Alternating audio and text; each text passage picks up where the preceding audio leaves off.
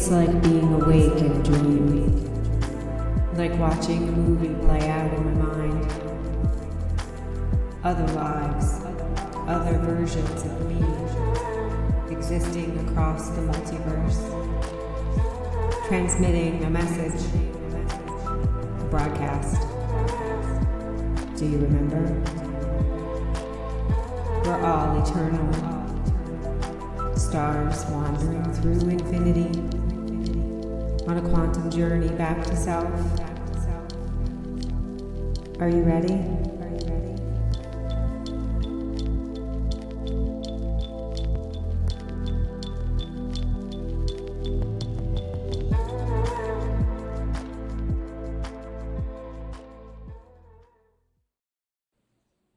Welcome to Channel 11. I'm Keysha. And I'm Hilary. And we are the lucid keepers of dream transactions.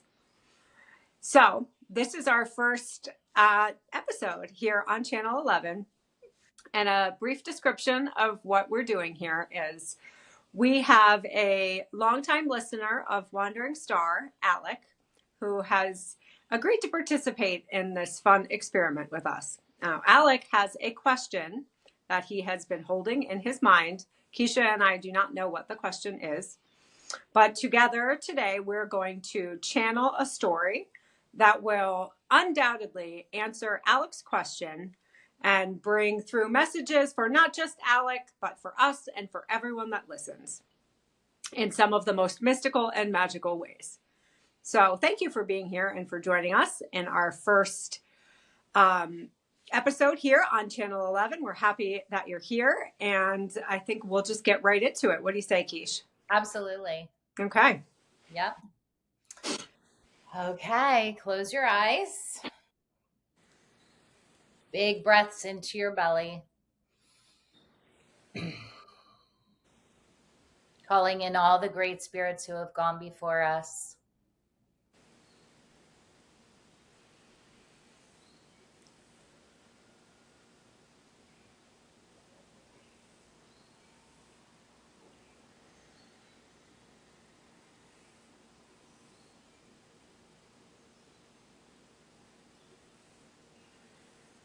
Bring a few breaths into your heart.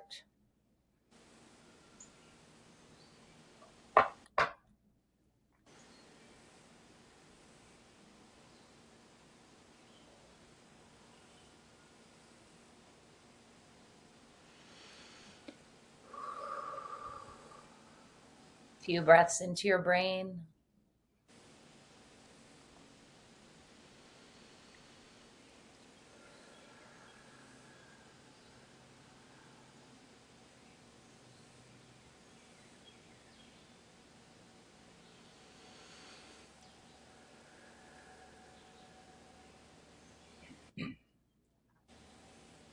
And use the next few breaths to connect the brain, the heart, and the belly.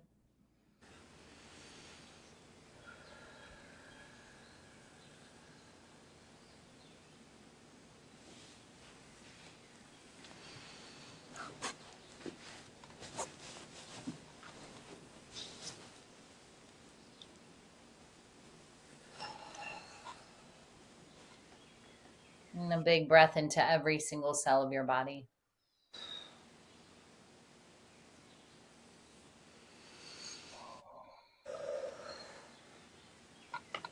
And just breathe normally.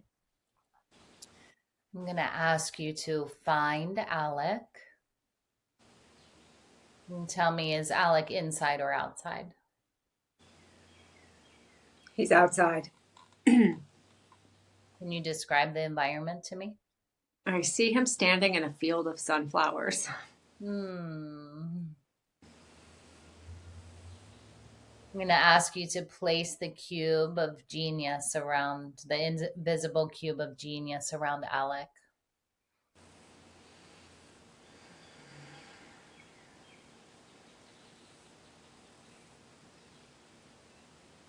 Is this field of sunflowers the place that has the most information to find the answers to Alec's question, or does the cube need to travel somewhere else?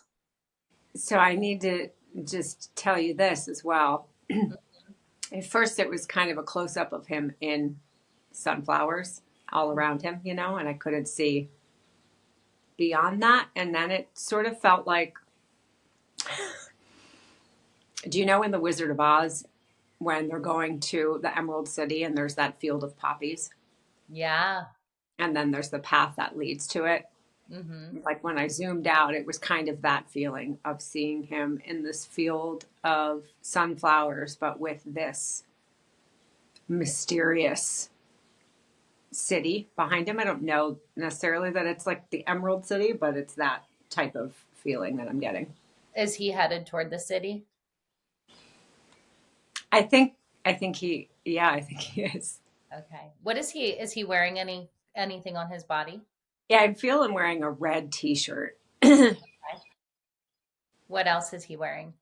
and some kind of shorts, like kind of a dark blue, kind of royal navy blue, maybe. Okay. Is he wearing anything on his feet? Yeah, he's got like hiking boots on, or like kind of like hiking boots. They're black. Okay. And describe to me, how are you above him as you're viewing this? Or what? Yeah, I kind of felt I was looking down on a bit of an angle at him Okay. from a slightly above, not not really far back, you know, but Okay. a slight angle looking down. And now I'm seeing that he's got like some kind of a satchel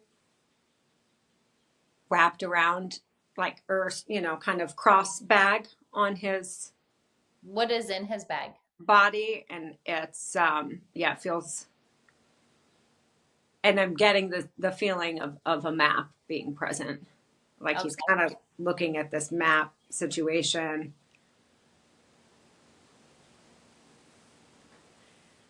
Can you take a And when I go in, so I kind of just zoomed in even closer to him to Okay. sort of look at what his vantage point from where he is would be. Mm-hmm. And when I come down into the space where he's at, that city kind of feels really far away. And it's like almost that he can't even see it yet. Okay.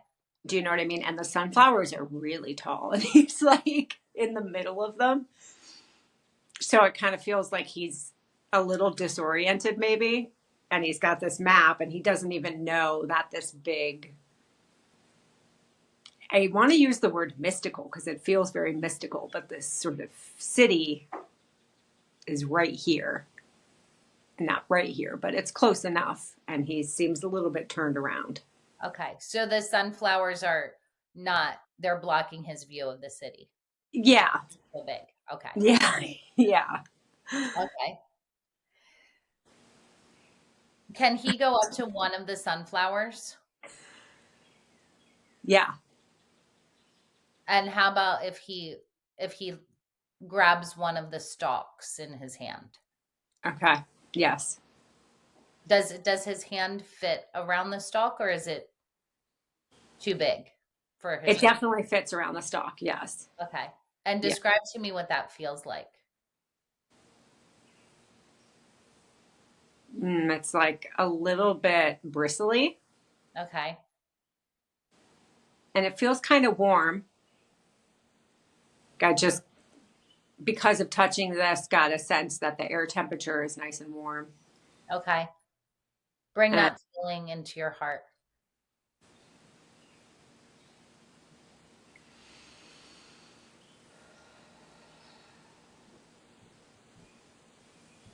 And is there a path where he's walking? where he is exactly, he's not on the path. He's literally in this, like smack in the middle of this field of sunflowers. Okay. But there is a path. He's just really not on it at all. Okay.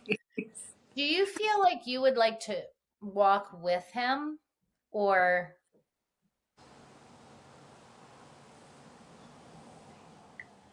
view him from above? Yeah. So I'm having this feeling where it's either I'm going to walk with him or I'm going to just like take on this entire thing from his perspective Okay. and not become Can you separate do, from it. okay. Can you do that? And I feel like that's what I would prefer. Yeah. That's what you prefer? Hmm. Okay. So how do you need to be on the path to find the city or no?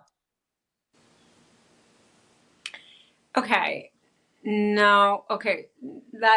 I'm sorry. I'm just getting this feeling now that is not the path that I want to be on. There's a reason why I'm in the middle of this field, and it's not because I just didn't know there was a big path. I had this feeling by looking at the map that there's something in the ground that I'm looking for. Okay. What is it? And it looks like a circle that would be kind of like if you would look at a manhole, a pothole, like what are there, manholes? Yep. Sort of like that, but more ornate, more detailed. Like it feels part of it kind of feels like the vibe of a beautiful compass. There's and it's kind of like a more goldy or bronze. It's not just like a crusty manhole that you would find in a city. Okay. But that's the feeling of the circular thing in the ground. And Did you that's what find it? he's looking for. He's like, I'm looking on this map. Oh, okay. And What does it look like on the map? it looks like a circle.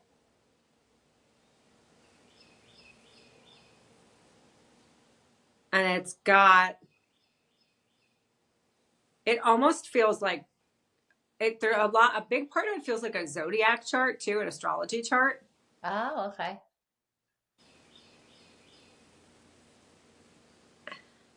Yeah, kind of looks like that on the map. Like you would just be looking at someone's astrology chart, Interesting. zodiac chart. Yeah.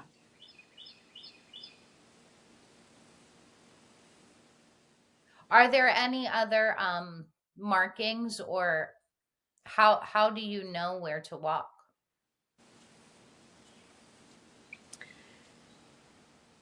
So it's like leading to that point, it's just kind of a dotted line. It's like, if you have your GPS on your phone and it's got you going on this line, and then if you're off of it, you're just kind of like your dot is over here or whatever. And then you can see where this is. And this is like that on this map. I can see in real time. Like, here's the dotted line that leads to this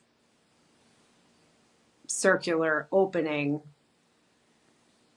And I started walking in one direction, but I wasn't following the dotted line. So I could just see this thing on the map pop up that looked like I was going away from it. So then I know, oops, nope, I need to turn around and go this way. And so now when I'm I'm on the right path, I can see this little dot that is me progressing along the dotted line. And And what is the material of this map? the funny thing is it feels like a piece of paper, like, Okay. like a yellow piece of paper, Okay. kind of thick, but nothing digital. Okay. But somehow these dots are moving around on it. Okay. So do you find the circle in the ground? Yeah, so I feel like I'm getting closer. I have to like move sunflowers out of the way.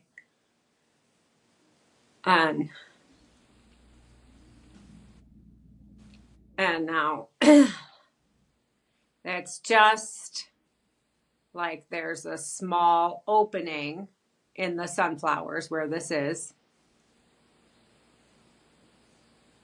And it feels the opening, the clearing at this part feels like it's only maybe 8 to 10 feet wide. It's not that huge. Okay. And it feels like it's been covered up with like grass clippings. Like there's something there, but somebody tried to just hide it by throwing like grass clippings all over it. Okay. And And what?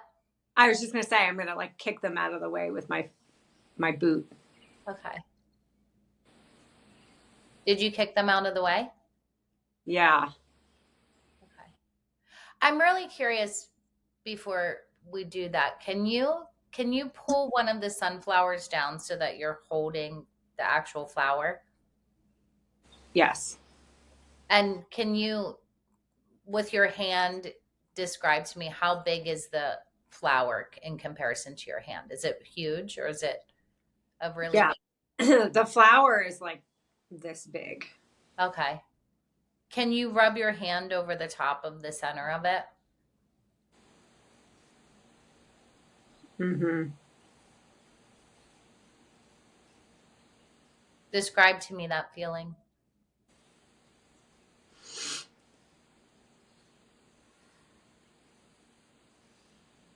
Yeah, it's pretty soft. Does it Like have seeds in it or no? I don't feel any seeds in it. Okay. It just feels like really, really like soft kind of bristles. Not bristles, I don't know. Bring that feeling into your body and tell me where you feel it in your body.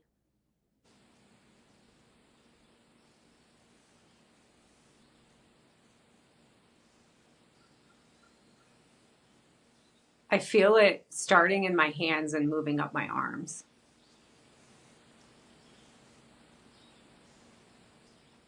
I just saw in the center of it, like looking at it like this, you can see the absolute perfection that it is, you know? Yeah. And then it was almost like I got a glimpse of the sacred geometry codes behind it that make it what it is. Describe that to me.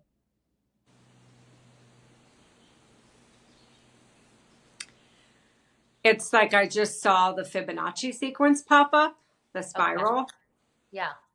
and I saw that it was like seeing shapes and numbers kind of dancing around in nothingness, but then coming together in this cohesive form, and then that's what creates the sunflower. Keep a hold of it just like you are right now in your hands. And bring that same sequence into your brain.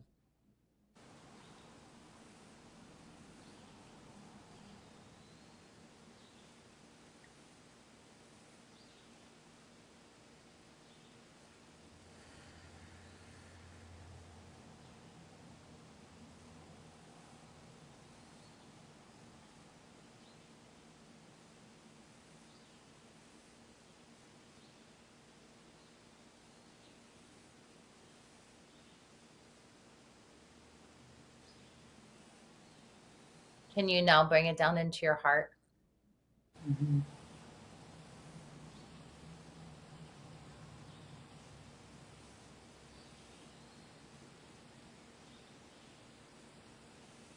Is the flower still connected to the stalk or no? Yes. Okay. It felt like there was the, like I said, I felt it in my hands first, you know, and then moving up my arms. Mm-hmm. It felt like it was coming in the way that would be like a giant wave coming in. Really, like it felt like this really powerful wave of information. Okay. Can you let go of the flower now? Mm-hmm. And can you, with your hands, move that grass away from the plate or whatever that thing is on the ground? Mm-hmm.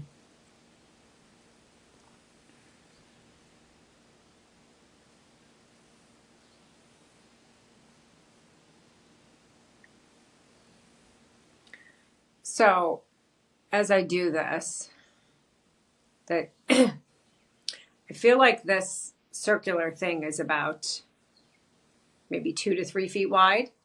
Mm-hmm. And then in the center of it is a circle. And then around that is a bigger circle.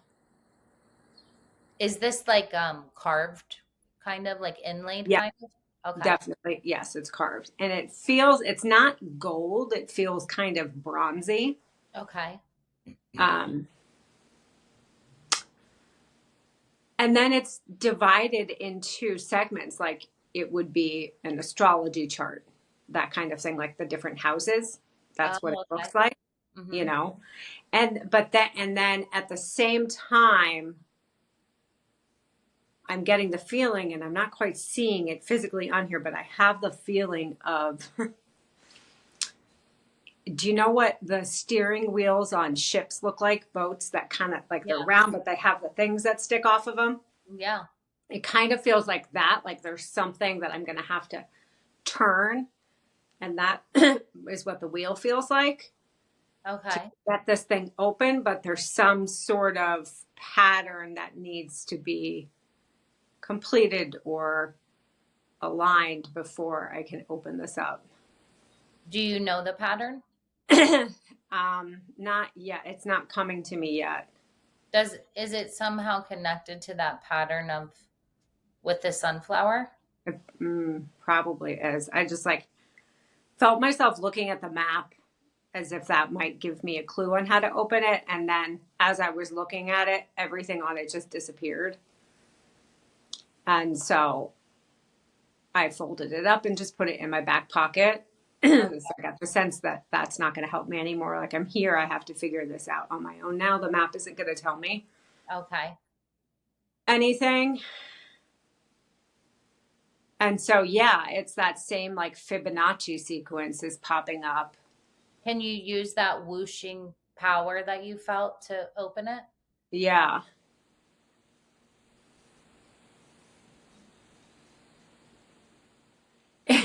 It's funny. It's almost like I have to put my hand on these different houses or these different segments.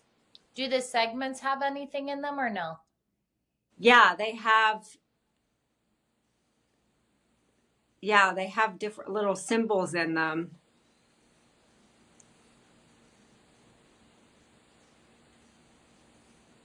Can you point to one or find one and describe the symbols in just one of them to me?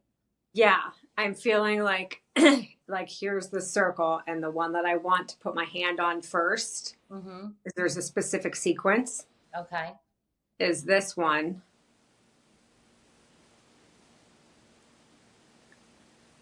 And I'm going to put my hand on it. And I'm feeling like a symbol that looks like the pi symbol or Gemini. Okay.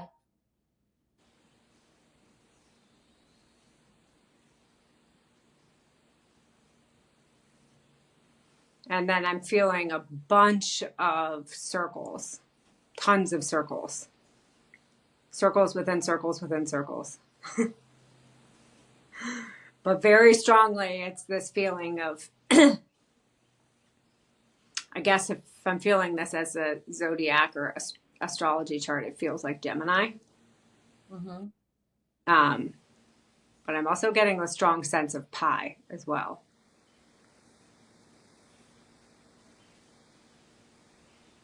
So I put my hand on this, and then at first it's like really cold. It's this cold metal. Oh, okay. And then it feels like it's scanning my my hand. Describe that feeling. It gets warm really quickly. Okay. And it's like a very subtle feeling of something, just very slight movement underneath my hand. And it's this very strong feeling that it's like scanning my hand, and I picked the correct one, and it kind of lights up. So it's now it's a glowing, like kind of amber looking glow Okay. beneath this one. And so that one I got correct, and it's like it's been activated. Okay. Oh. I have to say this because it's going to distract me unless I say it out loud. Then I can't get the number 84 out of my mind. 84. I don't know why. Yeah. Okay. I just had to say it. Yeah. Well, let's hold that. Okay. 84. Um, so now it's like an amber glow. Yeah. And and now what? Is it? And so now I have to pick the next one. Oh, okay. And what is the next one? And it's almost kind of opposite of it, I'm feeling like. It's Okay. the one opposite the wheel. Mm-hmm. And then I put my hand on this one. Are you using the same hand for both of them? For some reason now, this time I feel like I'm putting my right hand. It's like this one was here and my left hand went to it. Okay. And now this time I felt naturally just put my right hand on it without Okay. even.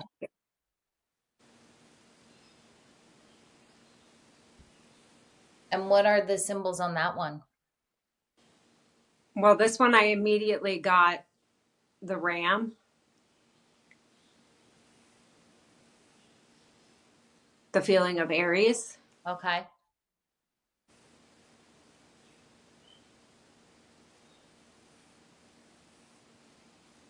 And this one feels like lots of triangles.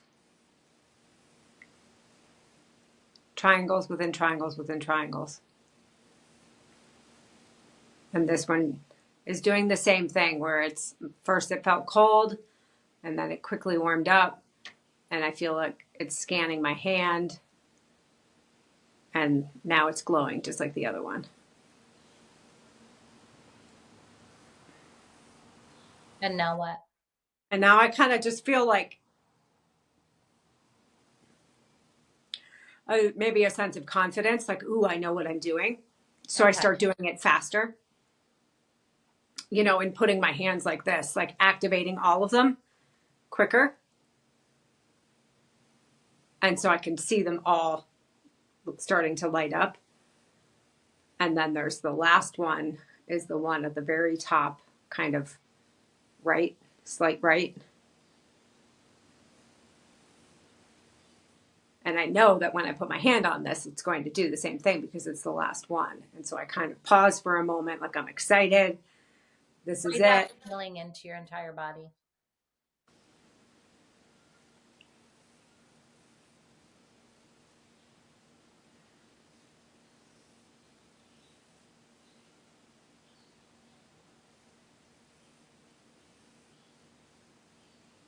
What are the symbols on that last one? It's the air. I think it's Sagittarius. It's like the arrow looking one. Mm-hmm.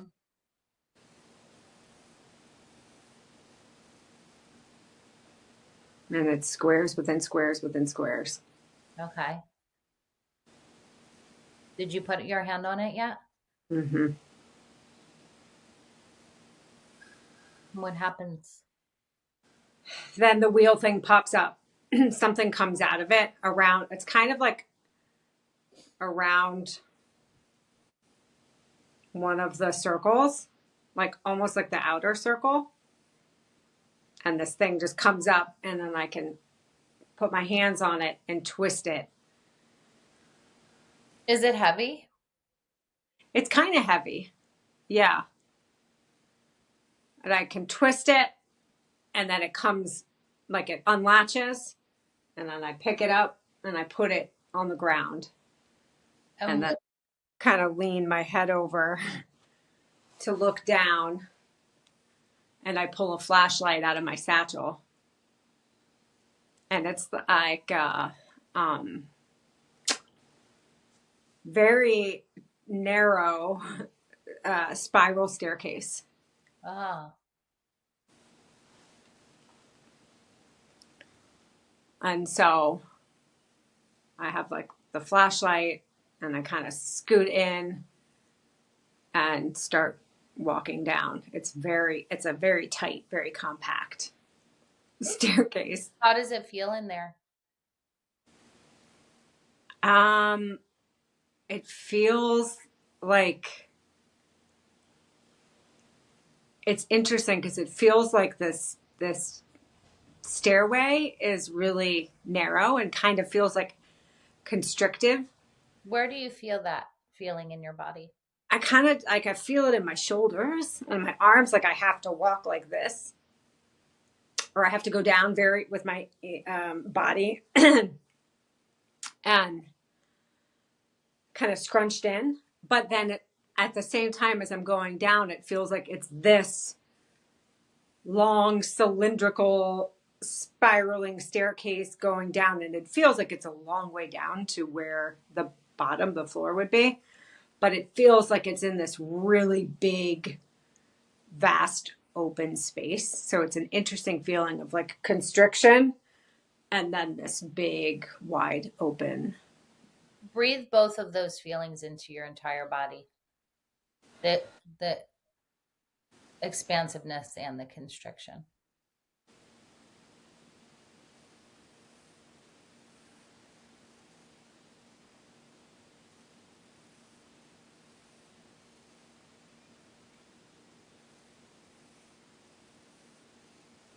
Like, and when I shine the flashlight out, it's so vast and dark that I just don't see anything.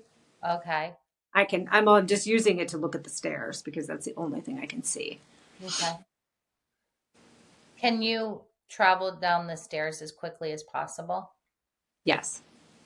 And what is it like when you get to the bottom?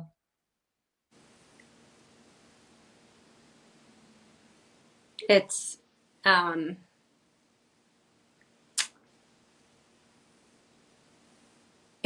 it's not like dirt. It's some sort of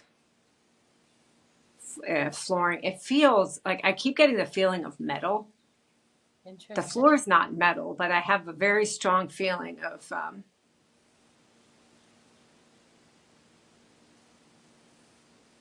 like stainless steel, or Can you smell like anything? it's not a natural space down here made of dirt. You know, it's not like I just came down into the earth into a dirt floor, and it's and then I just got the feeling of big fluorescent lights. Like suddenly they all just came on, and I look up and it's like those long cylindrical fluorescent lights with that like horrible lighting. Okay. And they came on, and the ceiling is like almost like what you would feel like in an industrial warehouse. That's kind of the feeling I have down in here. Mm-hmm. And what is the floor like? It's kind of just like a white linoleum. Okay. Are there lots of these lights on the ceiling or no? Yeah, it's like this huge space, and I just got this weird feeling of people, and they're not in like lab coats, okay, but they're wearing white. Okay. Can you describe one of the people to me? Is it a male or female? I don't know because they have this like weird mask on their head that's it's like almost looks like a gas mask. Oh, so it is covering their face? It's their whole face, and there's just like tons of these people down here. Mm. What are And they? they're like conveyor belts, and What are they doing? I don't know. I just feel them like walking around, and they all walk in a similar way. Like they have this very specific kind of rigid, and now I'm like wondering if they're robots, if they're actual people, humans, or if they're. Can you go up to one of the conveyor belts? Yes. Is there anything on the conveyor belt or no? Yeah. It's just these like black boxes. Are they all the same They're all exactly the same. Okay. What is in them?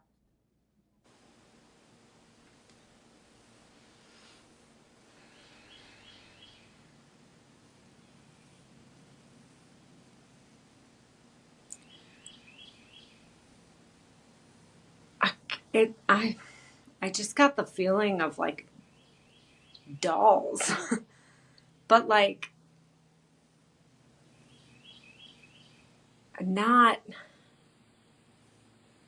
but not actual dolls. I'm a little confused about how this feels. At first, it felt like, you know, those dolls that kids have that are very lifelike, human looking, like kind of.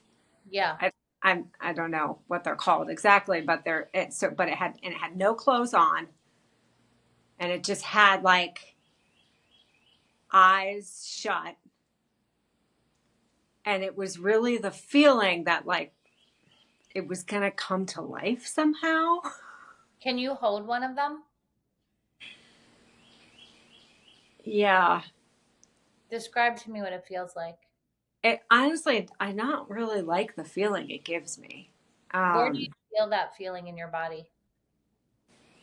like in my chest. What does it feel like?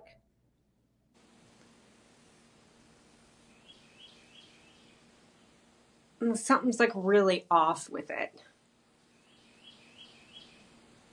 Describe to me what you mean by that. It's like it's like sorry, I have to figure out how to explain this. Okay. Don't apologize. It feels like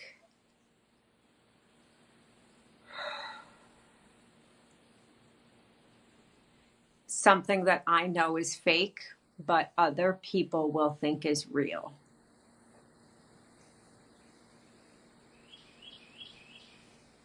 It's something that is trying to be it's weird because I have the feeling like these are just going to try to be passed off as real humans, but they're just these weird dolls, and I know it. Okay. But other people are going to think that these dolls are real babies. Okay. And I look at this thing, and it's just this sort of like creepy, lifeless robot looking thing, and its eyes kind of come open, and it just like it's creepy.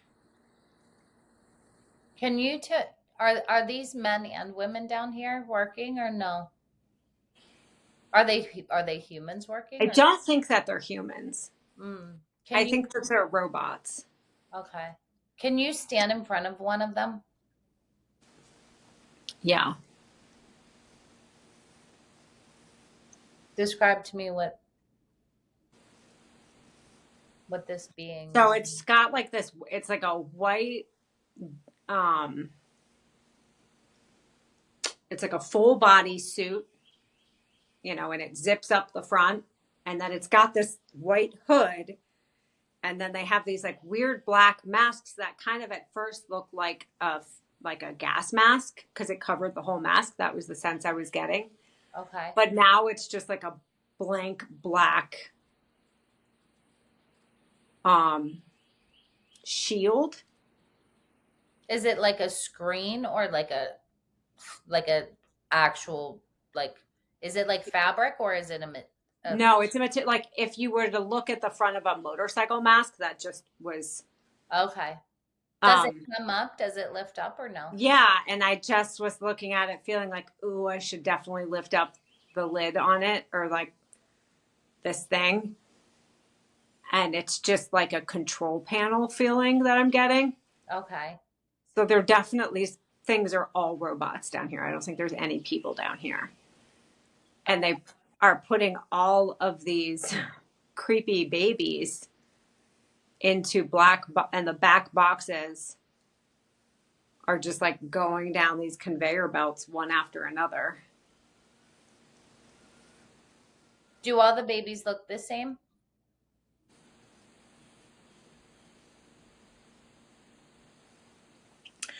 For the most part, I just got a sense of a different one. Like the one that I was just looking directly at had blue eyes. Mm-hmm. And I just got the feeling of another one a few boxes down that had brown eyes. Okay. So they're But not all exactly the same. not exactly the same, but they're all pretty similar. Okay. Can you go to how many roughly of these conveyor belts would you say there are? Like a Like lot. 30 to 40. Okay. Can you go to where these babies are being made before they get into the boxes?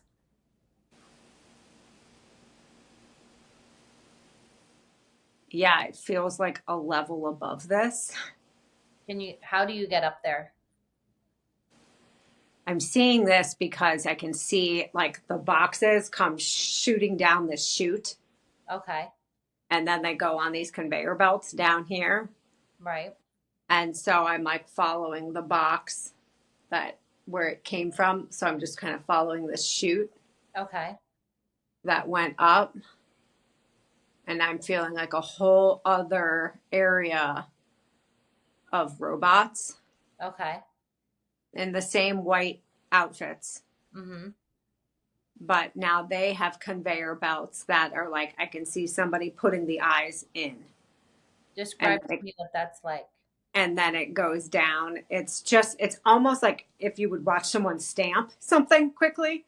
Okay. I see like boom, boom, and the eyes are in, and then the baby keeps going, and then the next one comes, and he's just. Can you go to where the eyes come from?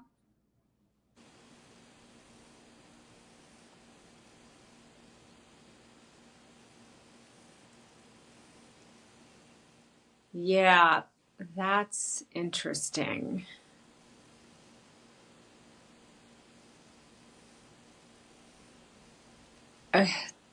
I'm not okay. I need to make sense of this. The first feeling I felt in the eyes was the same feeling of the round thing that I had to move to get in here. Okay. Was like I saw inside this eyeball, Okay. and it's a small little. They don't feel like plastic. It's more of a feeling of ceramic, glass or ceramic. It's not plastic. Okay. I don't know exactly what the material is. But then I saw all of this like information going into the eyeballs.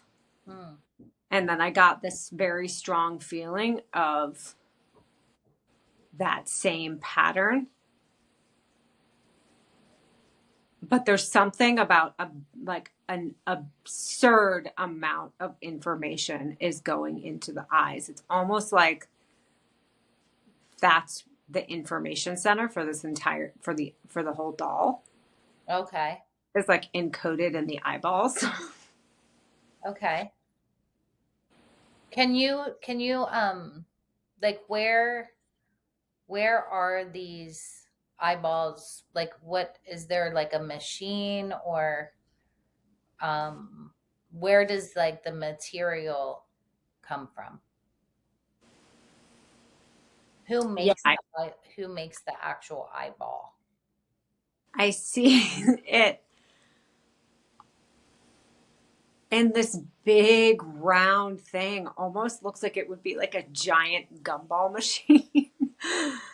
Like this big round glass thing over here, and it just shoots out these round balls, and when they come out of that, they don't have anything to them. It's just this sort of there's like a hinge on it that opens up, and then when you open it up at first, it's empty. There's nothing in it.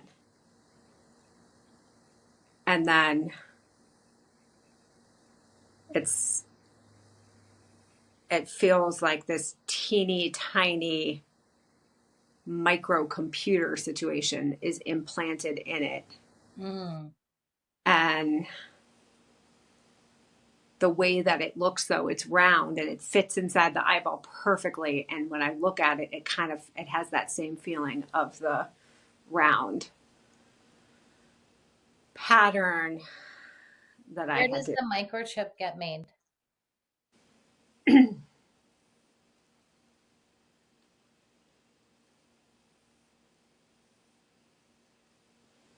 Okay, I'm feeling this really big black.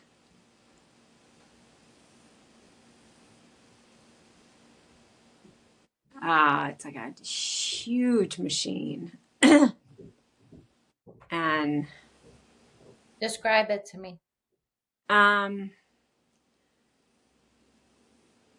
it's super big. I feel like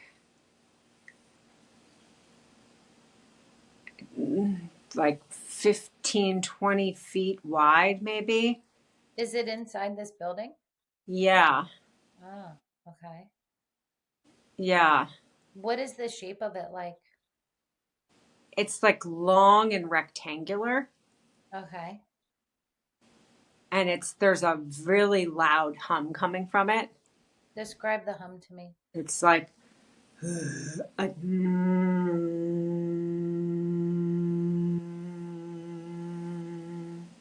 Where do you feel that when you do that in your body? on the top of my spine, the back of my neck. Do that again and bring that sound into the back of your neck.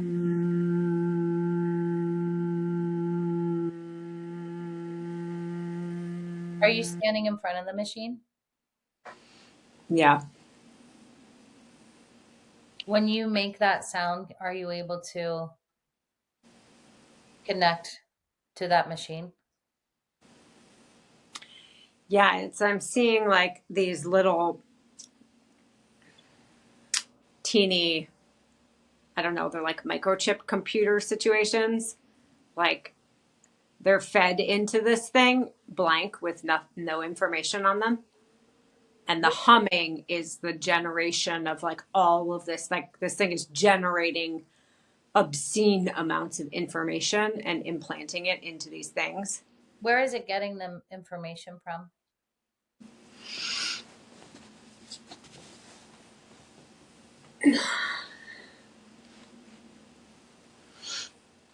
It's got a code that's been programmed into it.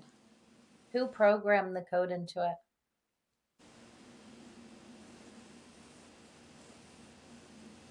I'm feeling someone sitting at a computer. Describe that person. Is it a person or no? It is a person. I'm not getting a full sense of them yet. I'm feeling like this, like black keyboard,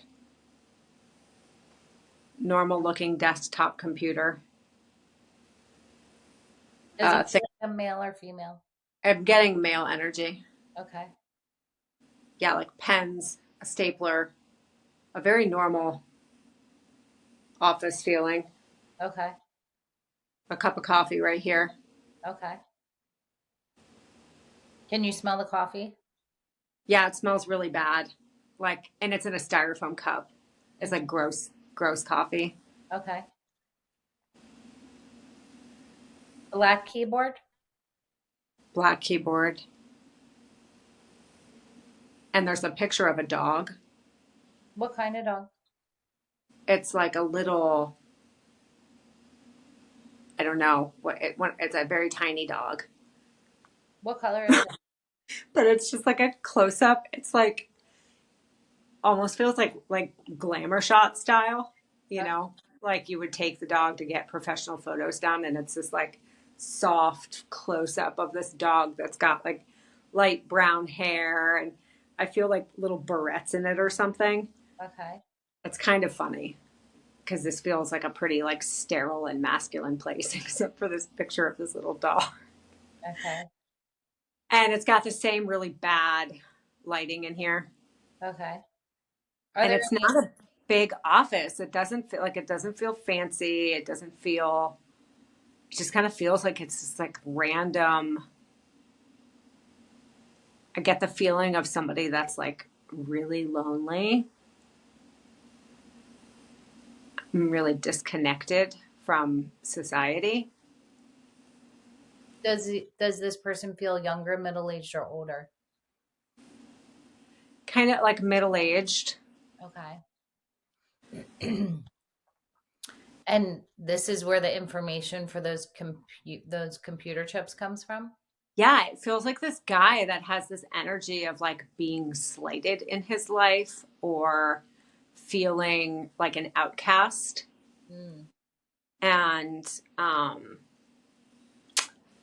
has a bit of a chip on his shoulder about it. And like there's a slightly sinister vibe to him, but it's coming from this place. It's coming from a place, obviously, of like, pain and deep sadness. But there's like some kind of revenge energy that I'm getting from him. What does he look like?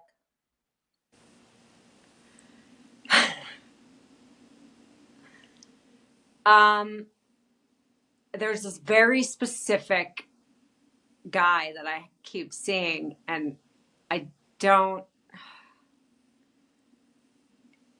I'm going to say this because I think some people will resonate with this character of like, there's a movie called Office Space. And I think the character's name is Walter. Okay. Walt. And he's kind of heavier and he's got big, like thick glasses that are, I don't know if they're like bifocal, so you can really see his eyeballs are magnified, What color are his eyes? They're kind of brown. Okay. And he's got really greasy hair and it's side parted. Can you ask him what he's doing?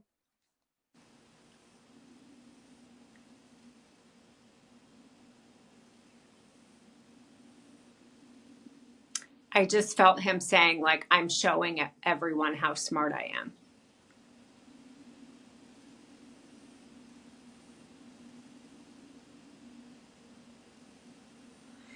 There's the feeling from him like he was dismissed. His ideas were dismissed. He's banished to this room that's got really no windows, and he's drinking his shitty coffee, and he really only has his dog. And now it's like this feeling of, oh, you thought I was an idiot. Now I'm going to show you what I can actually do. Okay. So he's making these computer chips for these Yeah. these fake babies. What does he want to do with the babies?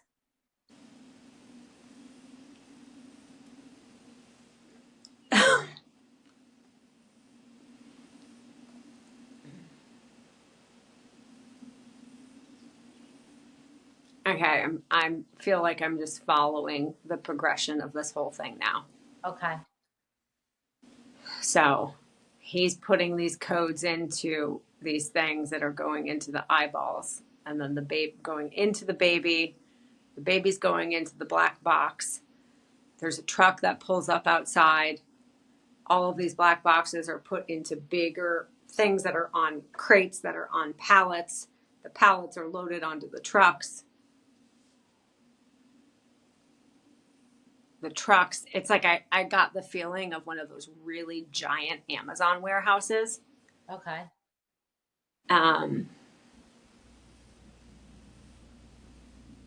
The trucks take them.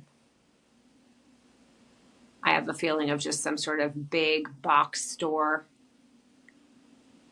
I don't like Best Buy came into my head immediately for some reason. Okay. Do they sell the babies in the box or did they take them out of the box?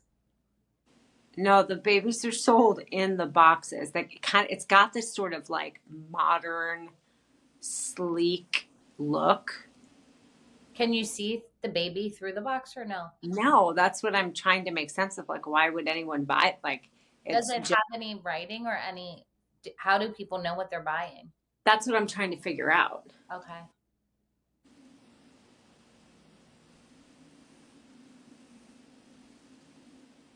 Okay, there's something else there's something happening with this whole thing.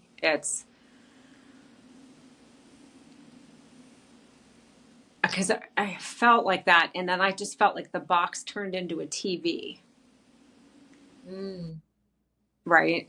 okay. And the box turned into like a TV or a computer screen. I'm getting more the feeling of a TV. And like the baby just disappeared. That's strange.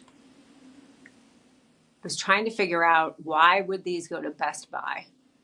Because Best Buy came in really strongly. And I think they just sell electronic stuff. I don't think they sell babies. I don't think any place sells babies. I mean, baby dolls.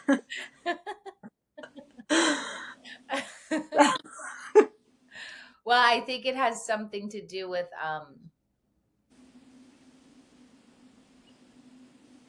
something about this is your Best Buy.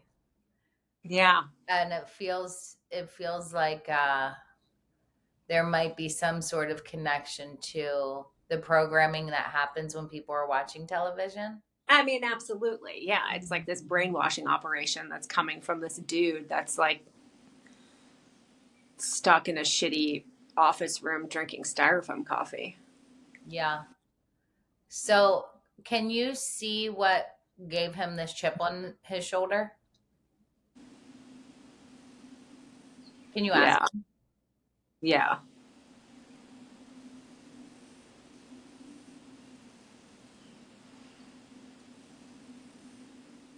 Yeah. Okay. It's the feeling of, I'm feeling breakthrough from him, discovery, big breakthrough, big discovery. Okay. I'm feeling him in this moment of breakthrough and discovery, like completely different energetically than the way that he feels in this moment in this office. Okay. He doesn't feel sloppy and greasy, and he's got a lot of animation to him. He's excited. I feel a boardroom, executives, power. I feel him coming in, excited. He's got a whole presentation.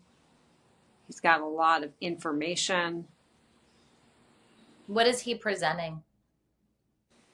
I'm like seeing the screen and I'm seeing the same round zodiac chart looking thing.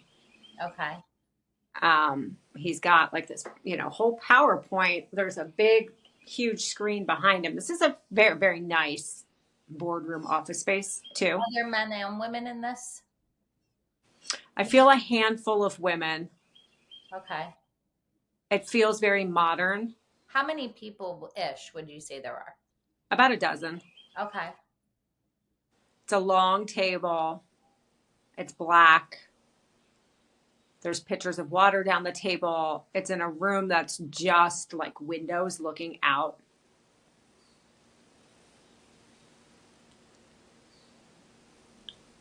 So he is presenting something that has that same sort of information. Yeah, it's like he's really excited about this discovery. And What is the discovery?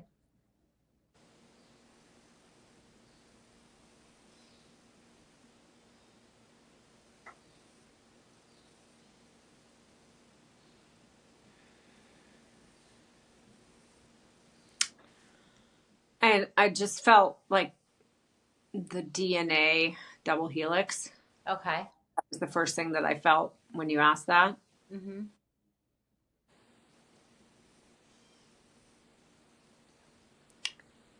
And I felt the word cancer. Mm. And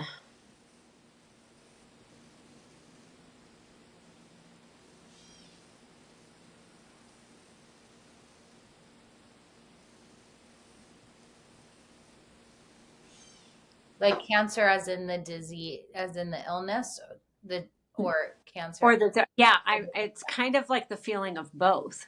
Interesting. Okay. It's not a full blown like this is a cancer cure.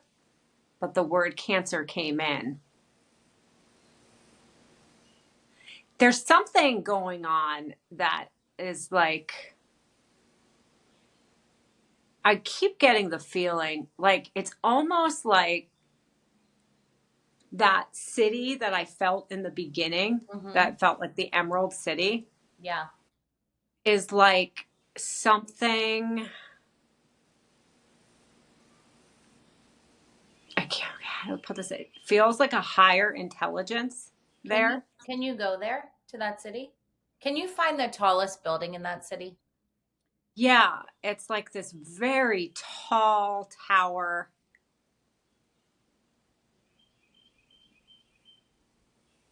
What is the shape of the tower? It's very skinny. It feels round. It feels a lot like the feeling of that spiral staircase, Okay. but really tall. And then when it gets to the top, it comes into this tippity point. What is the building made of? It's like tiny crystals or something. What color is it? It's so white, it's gold.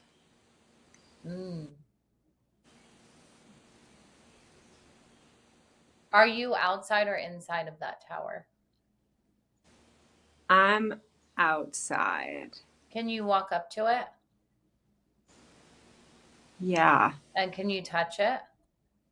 It's like,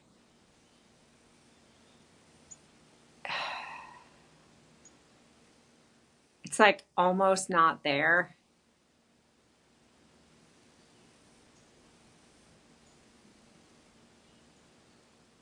It's not even like a physical. It's not physical.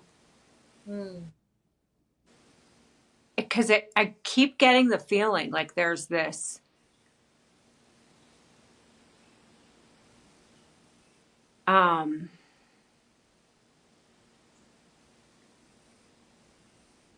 this other intelligence or something, and it's not like we work for them in a way that feels like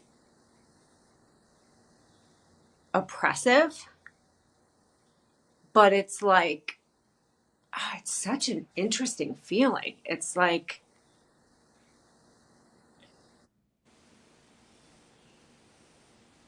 Is it by us simply doing things, it gives them information? yeah, and it's like it keeps coming to me in these very fleeting feelings. Okay. And then I feel like I can describe it and then it goes away. And I'm feeling right now like I really can't even describe. When I was in that boardroom, that was when I felt it the strongest. Okay. And I was, because you said, where did you get this information from? Is that what you asked me? Uh-huh. Because that's when it came, I asked you where the chip on the shoulder came from. where the chip on the shoulder came from. And I had this feeling like I was getting direct information from this higher intelligence. Okay. And it's not this feeling of like aliens or anything. It's a very, it's a feeling I've never really had before. Where do you feel it in You your know? body? I feel it like all from my shoulders up. Really allow yourself to bring that feeling in.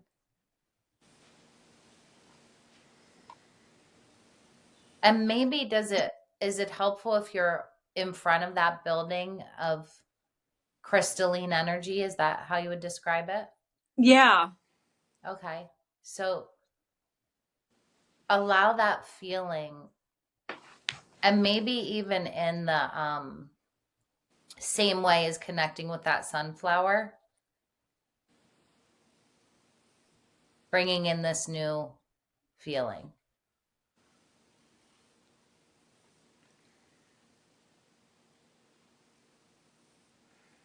And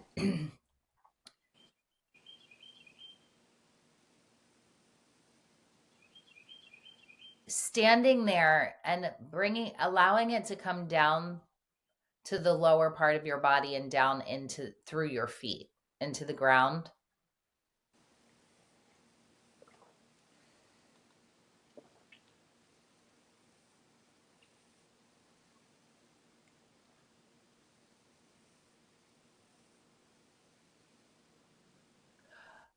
Can you focus on the very tippy top of that building where it comes up to the apex?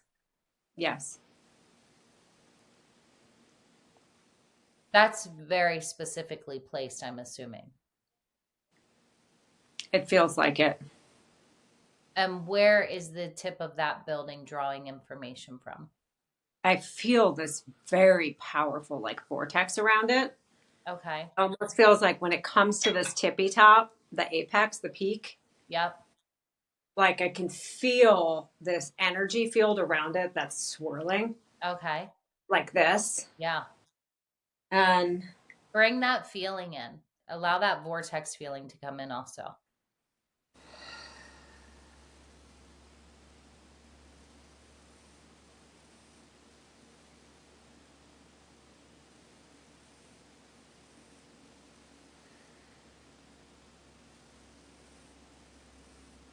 I'm curious, as in that meeting, when he's presenting this information, because you said it was a breakthrough moment for him, right? yeah, But because this is where the chip on the shoulder occurred, I'm assuming the people at the meeting were not very responsive. Is they that were not receptive at all to his. or receptive? It feels like he's directly downloading information from this higher intelligence, obviously. Mm-hmm. And he's got this brilliant idea. Which is what?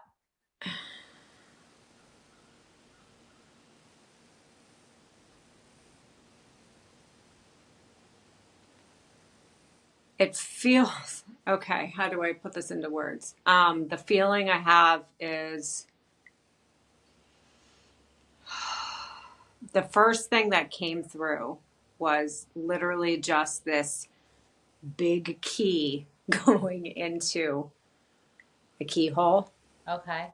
and this unlock that felt like this huge release. What is releasing? It's like this pent up energy that feels like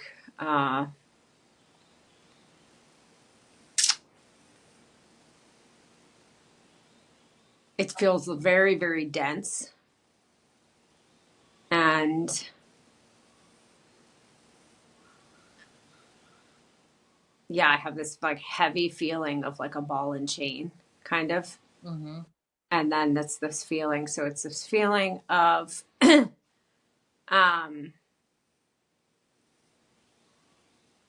Oppression. being yeah, and being blocked. And then it's like this key turns and it's like, oh, like not realizing that city's there because you're in the sunflowers. But if you were to peek your head up, you'd be like, oh, it's right there. Like that, this feeling of completely not seeing something. And then in kind of just a single moment, clarity. Oh, okay. That's the strong feeling that I get. That is like something that he has discovered. And yeah, it's like that feeling of disclosure, Yeah. you know. Can you So feel humans are experiencing this like, oh, aha thing, and he's super jazzed about it. And the guys in this boardroom treat him like he's an idiot. It's not even like, no, like these guys aren't coming from like a nefarious place of like, we don't want that information to be shared. It's more like they're just a bunch of egoic dicks that just don't like this guy. And so, or think he's like a nerdy. And it's like now that I'm feeling this, I can feel this this group of just like, yeah, kind of bros, like that. Can you go sit at that table Yeah. while he's presenting this? Yeah. And can you tell me exactly what he's saying, what he's showing, and what is, can you share with me his exact presentation? He's got this PowerPoint, and I see that round thing again, the round chart looking thing. And then I see it like he's got it on a screen, and then the next screen, it's like on top of the brain. The chart is on top of the brain? Yeah, like that round thing just fits perfectly around a brain. Okay. And it's like if you can personalize, it's almost like how I had to do that thing with my hands to get in. Okay. You know, it's like there's some sort of personalized code, for Okay. lack of a better word, code. What does he say while he's showing that? So we can tailor this to each person's unique blueprint Okay. and unlock. It's like unlocking the highest potentials. Okay. And it can be done in this way, and it doesn't necessarily feel like creepy brain chip kind of thing. Okay. It's more of like an energetic thing.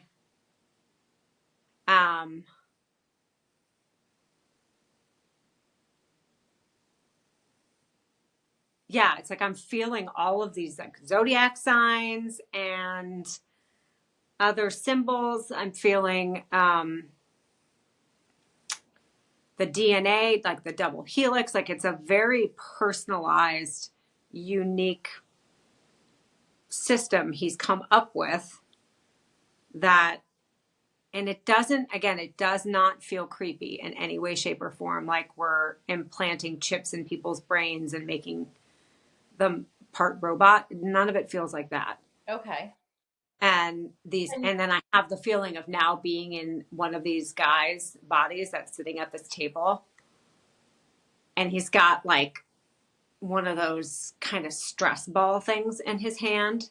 Mm-hmm. And he's just like throwing it up and down in his hand, and he's kind of slumped, and he's rolling his eyes, and he's looking at his buddy at the other side of the table, and they're both just kind of like rolling their eyes at this guy like, Okay, can you have that guy?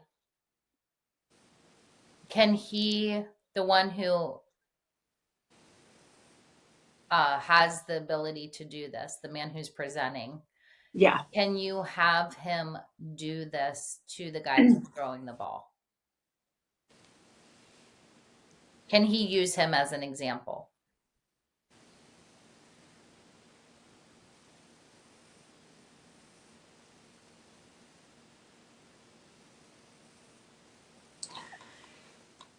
Okay.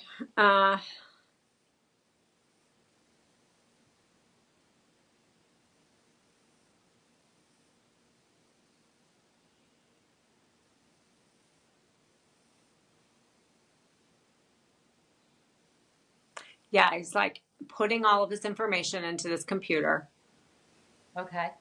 about this guy, and it was feeling like basic information like you would do for an astrology chart, like where he's born and like some simple data about this guy. Okay.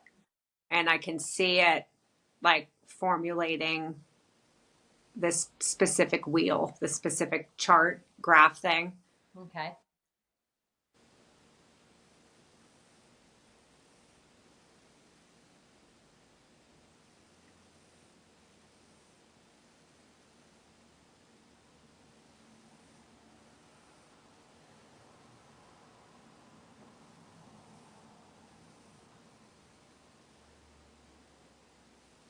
And there's like there's something about it with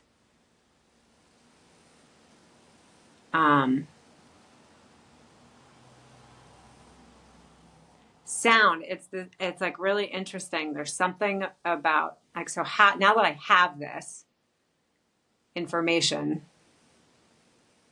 and on that chart that I was seeing, it was just like showing that this thing placed around this guy's head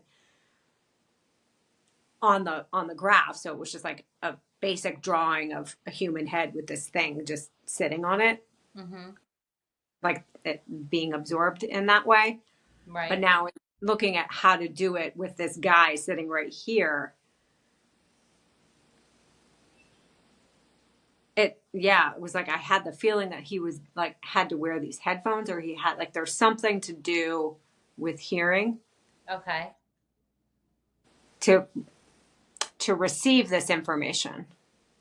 Okay. Would that big black machine help or no?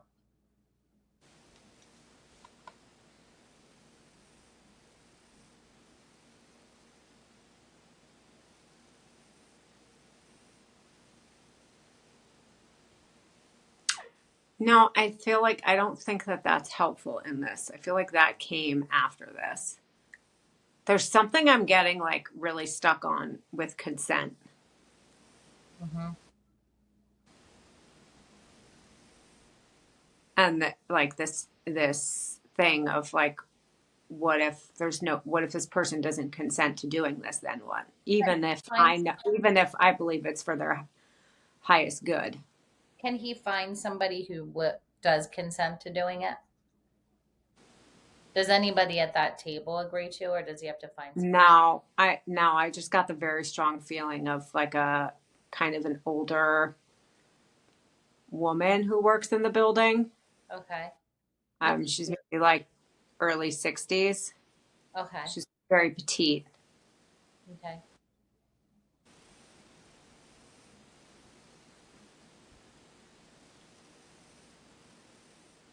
Yeah, okay.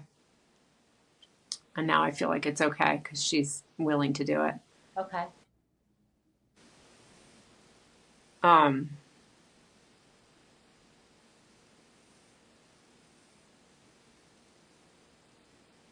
all right, there's something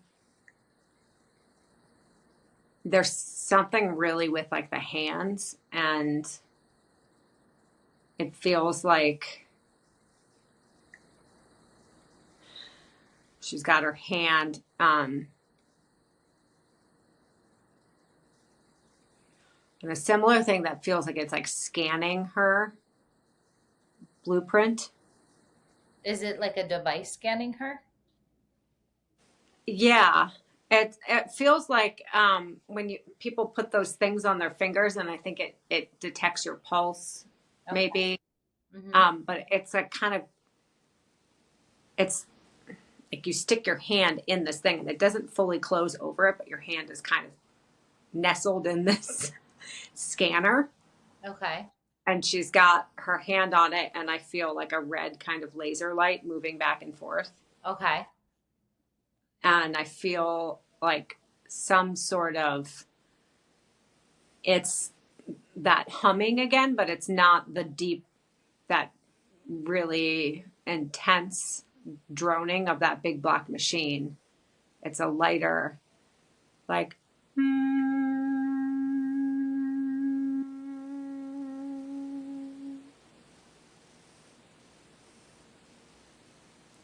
and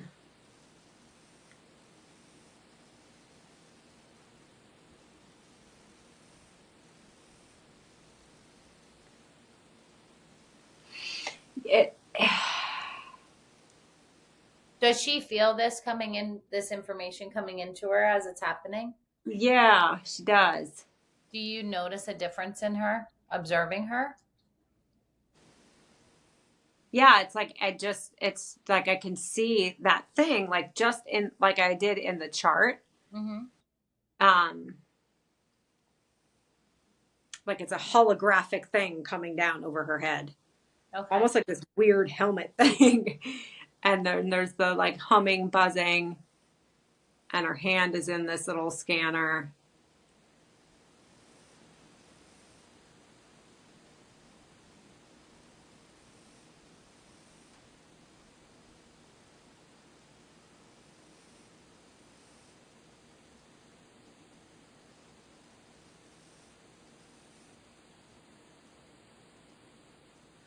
And it's the same feeling of the key unlocking. It's like, that's the feeling I have for her. So does that connect her to the same things that people are connected to in their astrology charts? So Yeah, it feels like now she's also connected with this higher intelligence that I keep feeling. okay. Like, it feels like that guy that did the presentation had this connection with this higher intelligence that is coming to me in the form of this like gold white city that's just here. And now she's got access to that as well. And it feels like you could just go into any building you wanted to in this holographic city and just have all of this information. I'm very curious to why, when he has this ability and this understanding, with that potential and that understanding, why does he still choose? Why does he care if these people embrace this idea or this invention of his or not, when he's able to access this intelligence? Why does he end up with a chip on his shoulder still?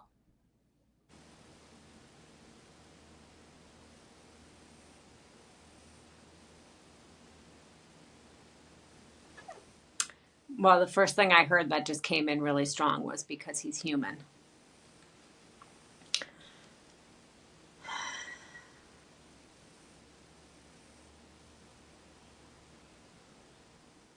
So I see.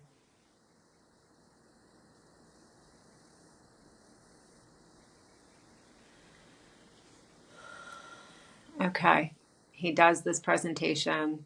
He's laughed at and he's mocked. And then he kind of gets moved from this area where everyone else is working to just this like remote room where he's by himself.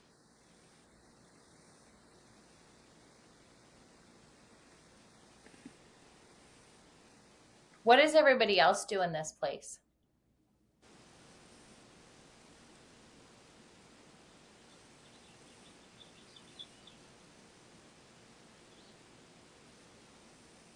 It feels very much like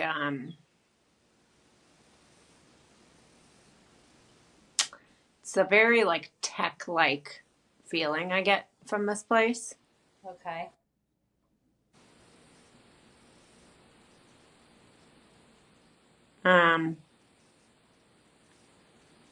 I keep hearing the word programming.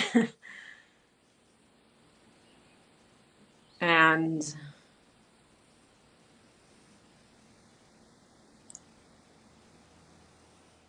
it, you know, it's that weird feeling of like there's that sense of, oh gosh, what is it? Like, I knew it. That energy of being addicted to oppression, or like, I knew I wasn't good enough. I knew they weren't going to believe me. And he kind of takes that and runs with it because he likes it.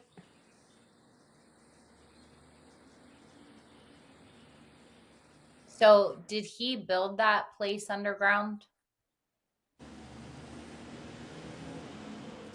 I don't think he built it. I think that's part of this whole, like, there's a very, that the word programming is the feeling I have about this place more than anything.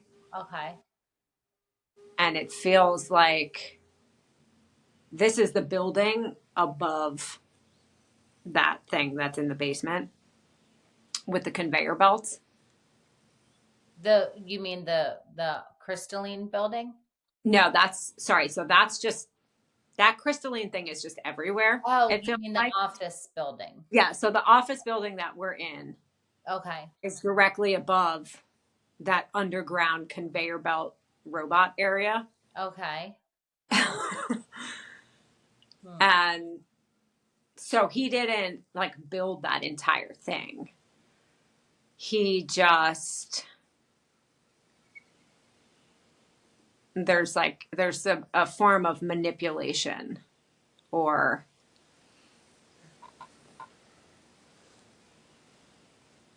I feel like there's a lot of significance in the babies being made and their eyes uh being the parts that have all of the information in them, right?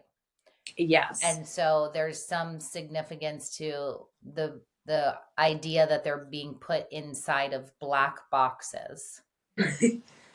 Right. So And the eyes contain that same symbol that was on the door thing to get in and that he put around the heads of people. right, which is that's symbolic of being connected to the cosmos and everything that exists, essentially, right? Mm-hmm. That symbol is the symbol of the connectedness between all things that exist. Is that accurate? Yes. Okay. And so that infinite connection is and possibility and everything is placed in these eyes of these babies that appear to be human, but they're put inside of these black boxes so they can't see anything. They can't see out and nothing can see in. And so their eyes are useless in a sense. Yeah. And then they're shipped off to and they're made by these robots that are not even aware of what they're making. They're just making the things without any awareness to what they're actually making. And then they get shipped off to this store where they're then sold as television. And Yeah. so I feel like it's very symbolic of how we actually live in the world. Most people.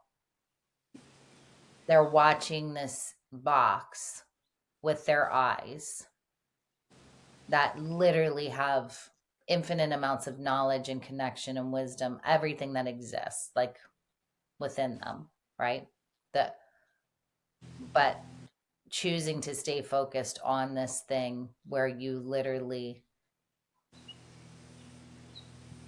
can't see over the sunflowers that there's this amazing, beautiful city. Right.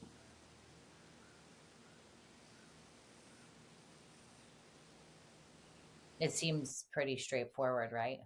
I mean, yes, it is very straightforward. Yeah. And I was just seeing the same boxes showing up, as phones and people's hands everywhere they go. Yeah, which is why it's Best Buy, I'm sure.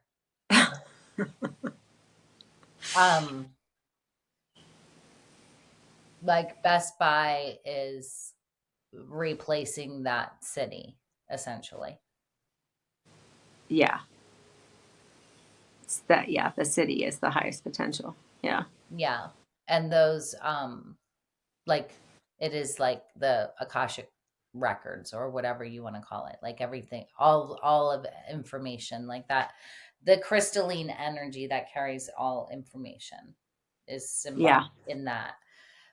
But Best Buy is representing how most people are actually living in the world, connected to department stores and devices, essentially.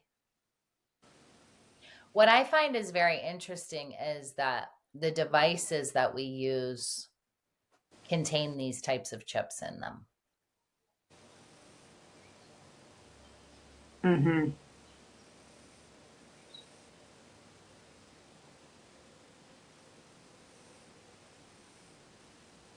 I feel like there is definitely something more to understand about the actual chip, the material of that chip, that ceramic glass, whatever that material is probably material that is used in actual technology, Right. crystals and things and minerals, Right. all the elements like that. Material itself is probably significant in some way. I mean, definitely. Definitely. There's something.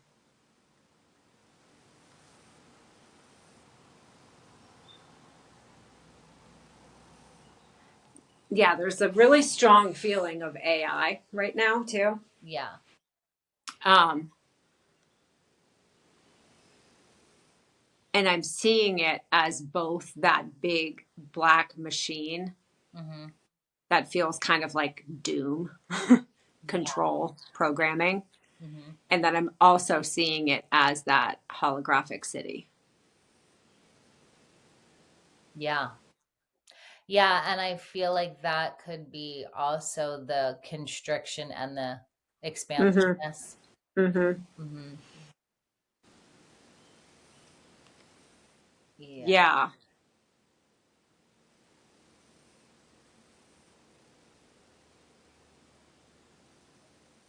Yeah, it's both. um, Yeah. I mean, it really is the same as being lost in the sunflowers, right?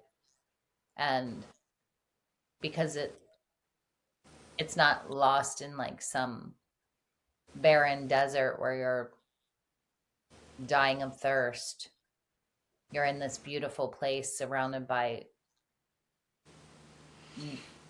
joy and sunflowers and all that they represent. yeah. And so the distraction isn't necessarily doom either. Like the distraction can be things of beauty, right? Mhm. Um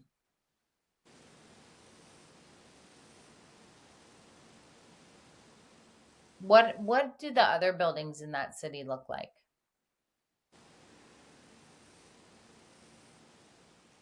There's something that's like a round.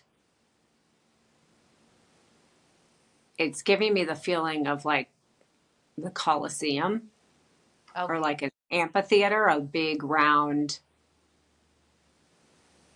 open air, open top. And what kind of events take place there? And so, I mean, is it a place for events, I'm assuming? yeah, it feels like it. Okay.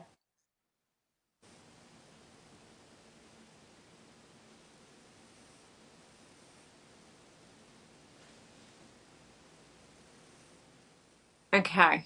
Um,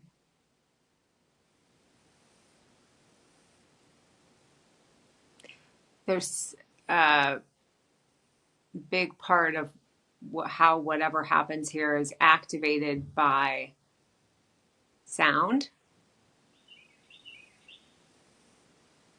And the same thing is showing up. This circle, I'm seeing like people sitting in this whole thing, or just like the energy. I don't actually necessarily see physical people, but I feel energetically like there's an audience Okay. and it's full. All of these, so circular rows going around and around.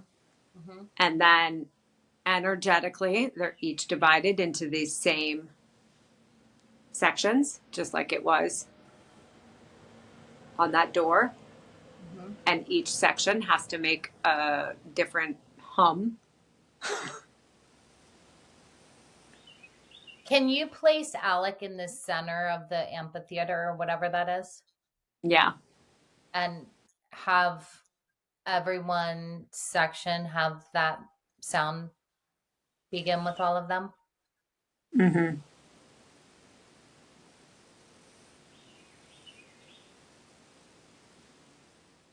Yeah, it's almost like it's going in accordance to his blueprint, just like, Hmm.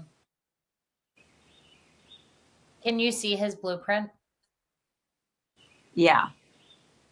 Describe what it looks like. Yeah, he's kind of more like a hologram in the middle of it. Okay. Almost as thick. At first, I felt him in a very human form, but then he kind of became a little bit translucent. Okay. And it's feeling like there's some sort of a pedestal or podium thing he's standing on. Okay. And then, so his body starts to lose density and becomes more crystalline as well, translucent, holographic. Hmm. And I see in that form, you can see like the blueprint, Okay. the codes, Hmm. and that then sparks like this section begins with this hum, and then it goes to this section, and they have their specific frequency, and it's going to every section.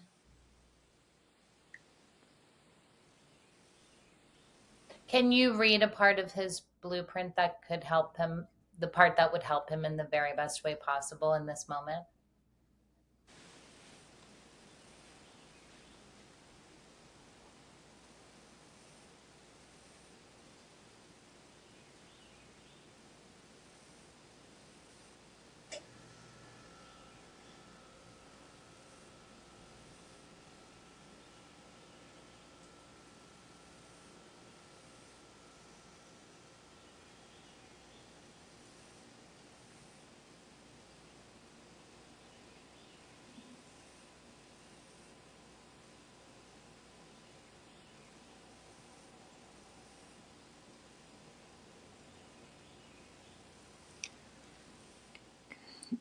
The first word that came through extremely strong was eternal, and then it said position yourself.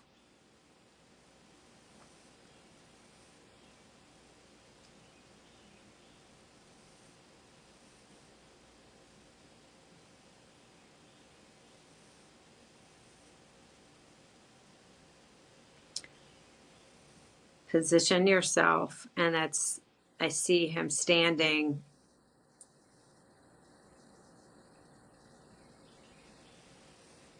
and there's some kind of I'm getting the feeling of like a really big rock. Position yourself externally.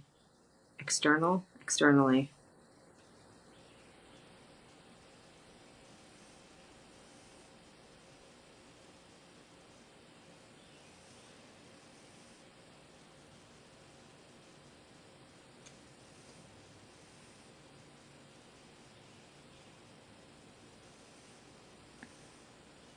Position yourself externally.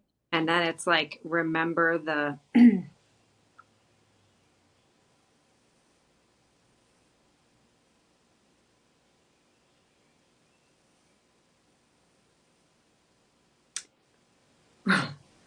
it's very cryptic. Remember the hardware design or the hard wiring design. Which one is it? It's both hardware, hard wiring. When I'm feeling that, I feel like this. It's the feeling. Position yourself externally. Remember the hardware, hard wiring design. Yeah, that feels very much like the blueprint. Remember the design of the blueprint. Yeah. It's And repeat it. yeah, It's accurate. yeah. Can you read it again? Position yourself. Well, I have to say that first word is eternal. Oh, right. That just came through on its own. Eternal. Okay. Position yourself externally. Remember the hardwire / blueprint design. Repeat it one more time. The field.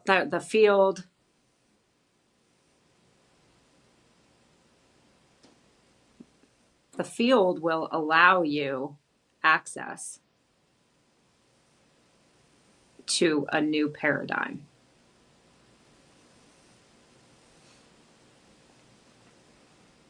Position yourself externally. Remember the blueprint's design. The field will allow you access to a new paradigm. As soon as you said the field will allow you access to a new paradigm, I immediately saw him with the red shirt and the poppy flowers. Mm-hmm. There's something about the color red. Mm-hmm.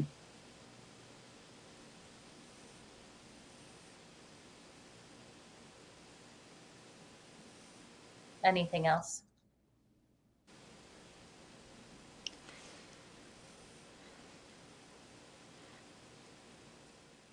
Yeah, there's something with this big feeling of rock.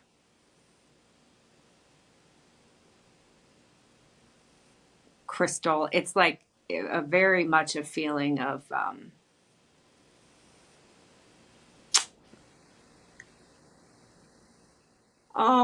what's his name? Like Indiana Jones. Okay, good. Because I was seeing like a solid, like granite kind of.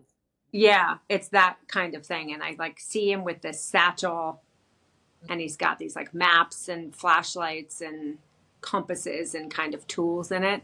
Okay.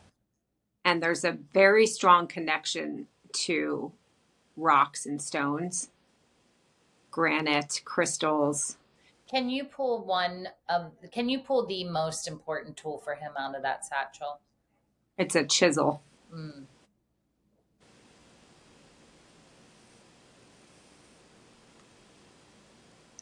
I just saw him like tapping this chisel into a rock, and pieces are crumbling away. And then he gets into the middle, and it's a big eye. Like one of those baby's eyes. Right.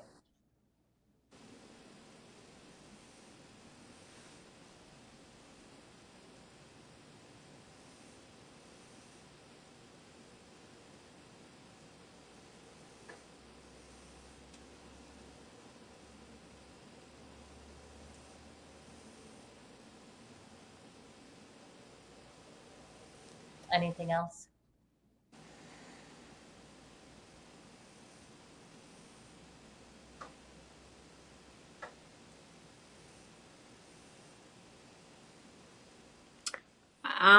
I felt very strongly like I needed to like almost put Alec at the top of that spire, that pointy tippy top where that vortex is. Mm-hmm.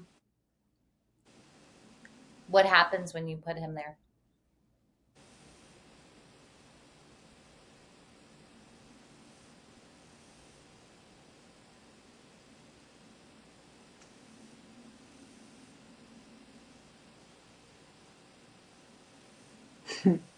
The key unlocks.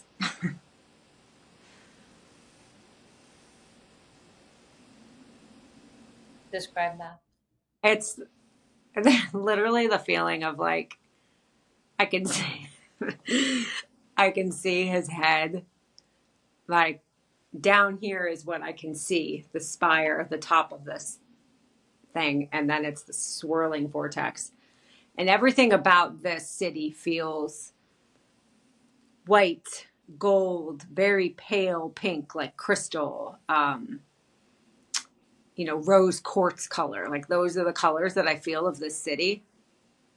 And then I felt like I put him at the top of this peak, and I saw him lift his head up. Like it felt like there was this sort of divide that appeared suddenly where he put his head into this other dimension. And I could just see this like huge smile on his face. And this,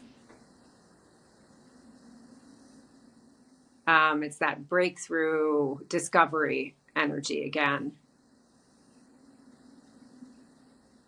And it's like that feeling above there is just like that pure quantum field.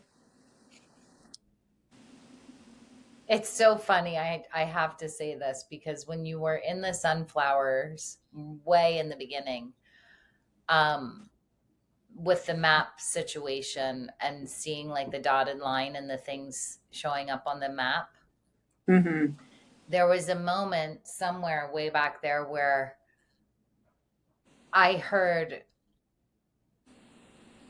just keep walking around with your head in the clouds Mm-hmm. in a very positive way. Yeah. Like, so walk around with your head in the clouds like that. Yeah. Yeah. You know, it's like we hear that usually in such a negative way, like, oh, you're just walking around with your head in the clouds. People said that about me all the time when I was a kid. Yeah. Mm-hmm. And when you just said his head was that's what came back to me right when you said that. And I was like, it was such a lighter, fluffier feeling of freedom, essentially. Yeah. Yeah. There's like a real as above, so below that I'm feeling for him right now. Mm-hmm. With that feeling of having his head in the clouds up and like all of this information and the blueprint coming online, and then the chiseling into this rock.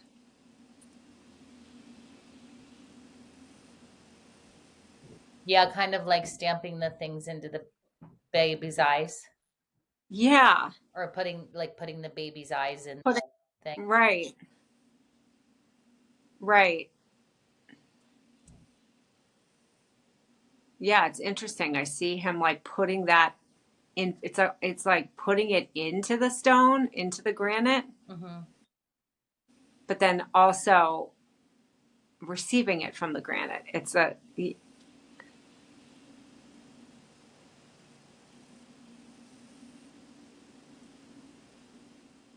Yeah, there's real like conductor energy I'm getting from him.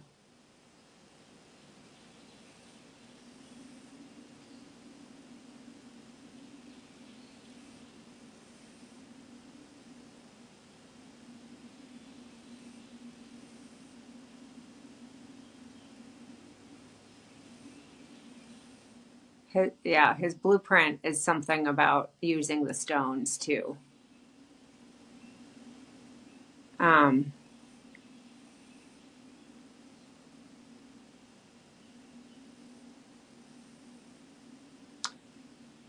Working with rock and stone to to activate his blueprint, but I'm seeing it in a very archaeological way, like in that Indiana Jones vibe, chiseling away and finding information deep within stones that we didn't know was there. Finding a new way to like access that information that was previously way too dense to be, but it's becoming lighter. So it can be understood because it's not as dense. So that must have something to do with the word eternal. Yeah. Yeah.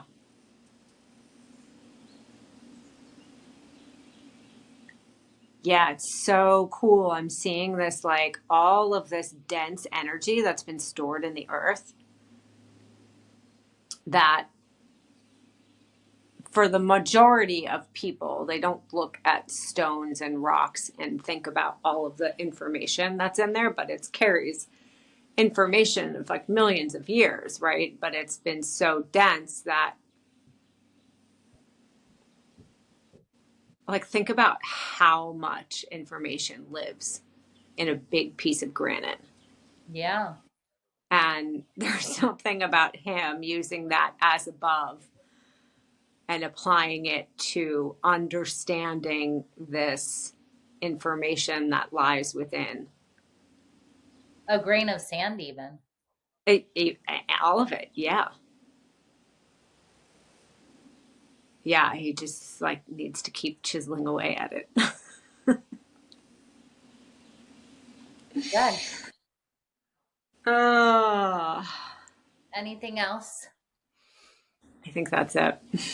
Okay, take a couple deep breaths into every single cell of your body.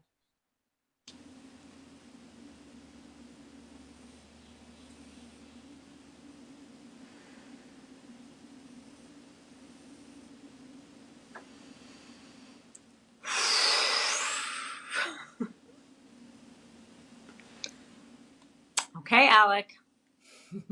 I look forward to hearing what your question was.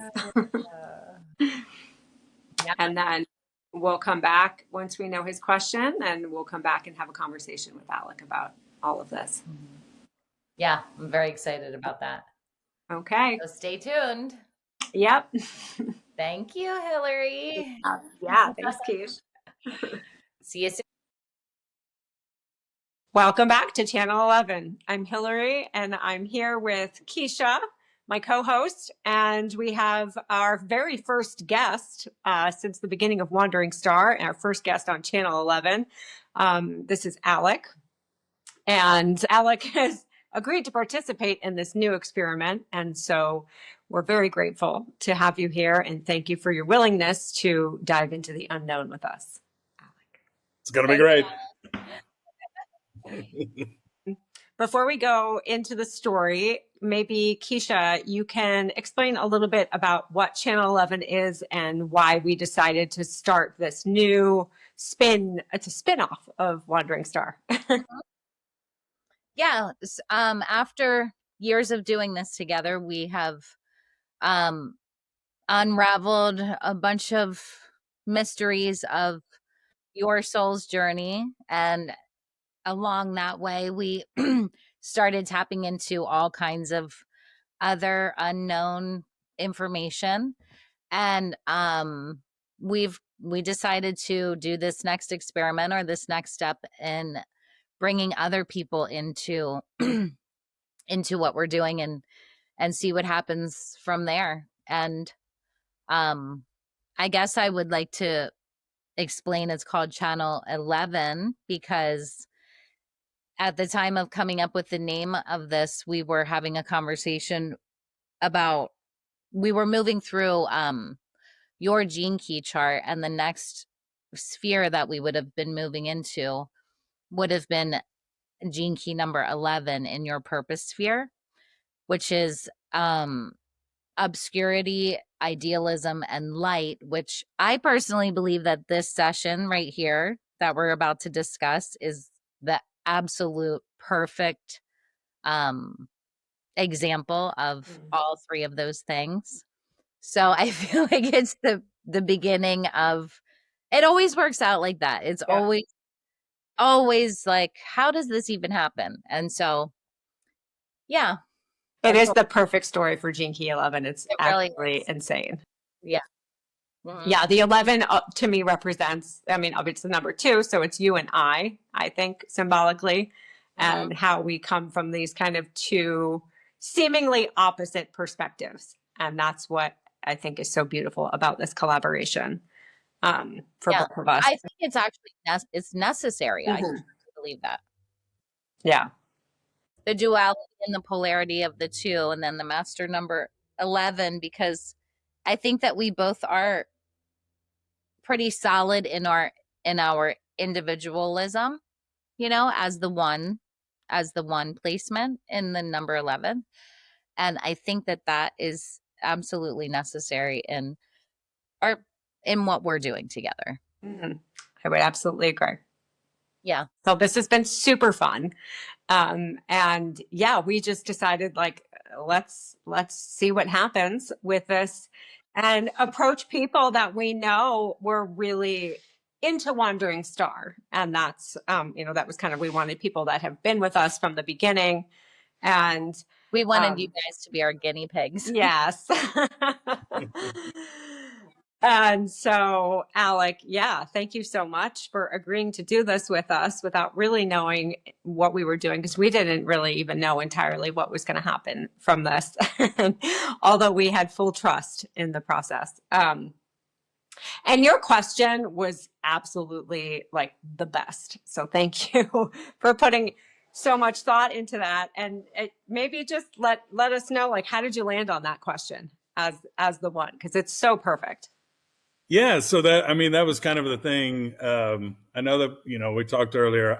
I was a bit all over the map. I was like, okay, what should I ask? Should I ask what I ate last Tuesday? Should I do like, am I gonna really have to change my oil every 6,000 miles? It's kind of like, what should I do? And at the end of the day, it was kind of like, I remember, just going like, okay, this needs to be something that I'm super interested in anyway.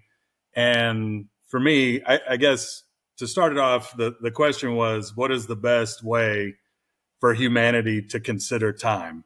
And so that was a question I finally settled on. And for me, time is just the most fascinating thing. Is time linear? Is it circular? Is it more of a spiral? Is it all going on at the same time and just jumping different dimensions? Like and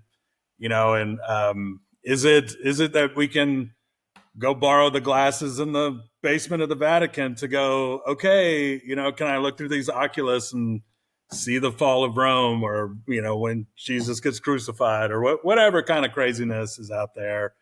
If it has to do with time, then I'm into it. So that's why I kind of settled on this question, and then kind of like, well, this is a good for all humanity. Maybe some people aren't interested in time, but it affects all of us, and we're all victims of time. So here we are. So yeah, that's why I went with the time question. Just a real quick, I need to ask, what are the glasses in the Oculus? It was a story that I heard about one of the way gone popes in like 600. Now I'm totally talking out of my ass, but from what I remember, That's that fine. there is a pair of viewing goggles of some sort that one of the popes was recorded talking about, where he could view the death of Christ, and when he was, Pontius Pilate was convicting Jesus, and like he could look back and forth through time depending on which lens he was on. And so I'm really reaching back in the depths of my memory for this one, but I'm familiar with that tale as well. Yeah. Okay, I don't great. know the I'm not specifics crazy. of it, but yeah. I'm so curious if that's like, I can't help but think, like, I wonder if he was saying that as a metaphor. And I mean, yeah, sure, it definitely could have been, and but I'm way more interested in getting my hands on him. So I want to look back in time and see what happens. Well, get some of those discs in the baby doll's eyes, and Yeah. it'll happen. Right? Yeah. Talk about what a weird left turn that was. I was like, Yeah.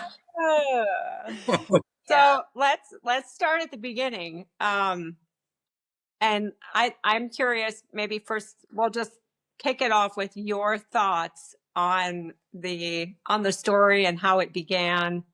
You sent me a picture of you that day that we did the session. We sent it over to you to listen to pretty quickly after we did it. And I had seen you standing in a sunflower field wearing a red shirt and navy shorts and the black shoes. And then I get a picture of you wearing that exact outfit. I was like, I mean that, and so this is the picture right here.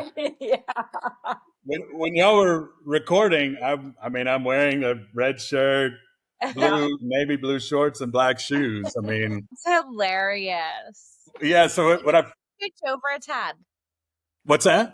I was asking Hillary, can you scooch over a tad? Because sometimes when you get close, it's like your face is cut off. Scooch over which way? The other way. This way. Yeah. Okay. There you go. Okay. So it was whenever the story started off, and then I was like, okay, well, this is weird because she just pretty much described everything that I'm wearing, and now I'm feeling a little more uncomfortable about this situation. Like, What did I get myself into? yeah, right. And like, hope it's not super cold out in this field. Like, so, but yeah, so that really kind of, I mean, other than the shirt that I was wearing on top, you described me perfectly for that day and what I was wearing, and then and then being outside, being out in sunflowers. I work for USGS. I'm outside all the time, and there's actually there's a pretty big field that I visit. I used to visit on the regular. That is almost, I mean, it's a giant field of sunflowers that I have to walk down to the river through. And so to me, I was kind of like, oh my gosh, that's exactly like this site on the Blanco that I go to. And so that was a little weird too, because I've definitely been in that scenario before. Wow. Real quick, USGS is United States Geological Service? Survey. Mm-hmm. Okay. Yeah. Okay. Mm-hmm. So what do you do? What do you do, Alec? Well, now I used to be more into like aquatic biology, and then I would do stream gauging. So I would measure how much water is coming down through the rivers, how high the lakes are, how much storage, or if there's QW things where if you're measuring different water quality aspects. We're like a really weird federal agency. We're kind of small. There's not a lot of us, but anytime if you see how much water is coming down the river, or if there's a giant flood that's being measured, that's normally us. And Well, so interesting. Okay. I got pulled into management, so I sometimes will go back out in the field, but most of the time I'm pushing paper now. So it's really sad. So you're not walking through the sunflower field often anymore.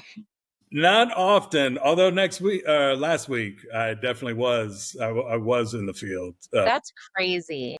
Yeah. So it was weird timing definitely for the start. So I need to throw this in here right now as well. I went to my mom's house a couple days ago, and she had just been done. So Alec, you're my stepsister's husband. That makes you my stepbrother-in-law. Is that what our relationship is? I was trying to work that in my head. So my mom was just visiting you. And so I come to her house, and one of the first things she says to me is, "Oh, look at this painting on the wall." And she said, "It's from Alec." And I walked in, and so I'm standing at the opposite end of the room, and I was like, "What?" And it's a painting of a sunflower. And I just stood there staring at it. It was the first time I had ever seen it, because she just put it up after visiting you. And I thought, well, gosh, that's hilarious. Ever since we did the session, sunflowers have been coming up left and right for me. But I thought that was hilarious that you had given my mom a painting of a sunflower. Yeah, she actually sent me a picture of it framed. Yeah. Yeah, so, it's beautiful. I loved it. It was interesting that was, one of the ones that she picked out of, I don't know, I probably got maybe 60 paintings, in a stack. And it is curious that I didn't even think about that. She did pick a flower in a field. I just stood there laughing, and she's like, "Are you okay?" I was like, "Yeah, it's too much to get into right now, but yes." It's a long story. So anyways, so you're standing in a field of sunflowers, and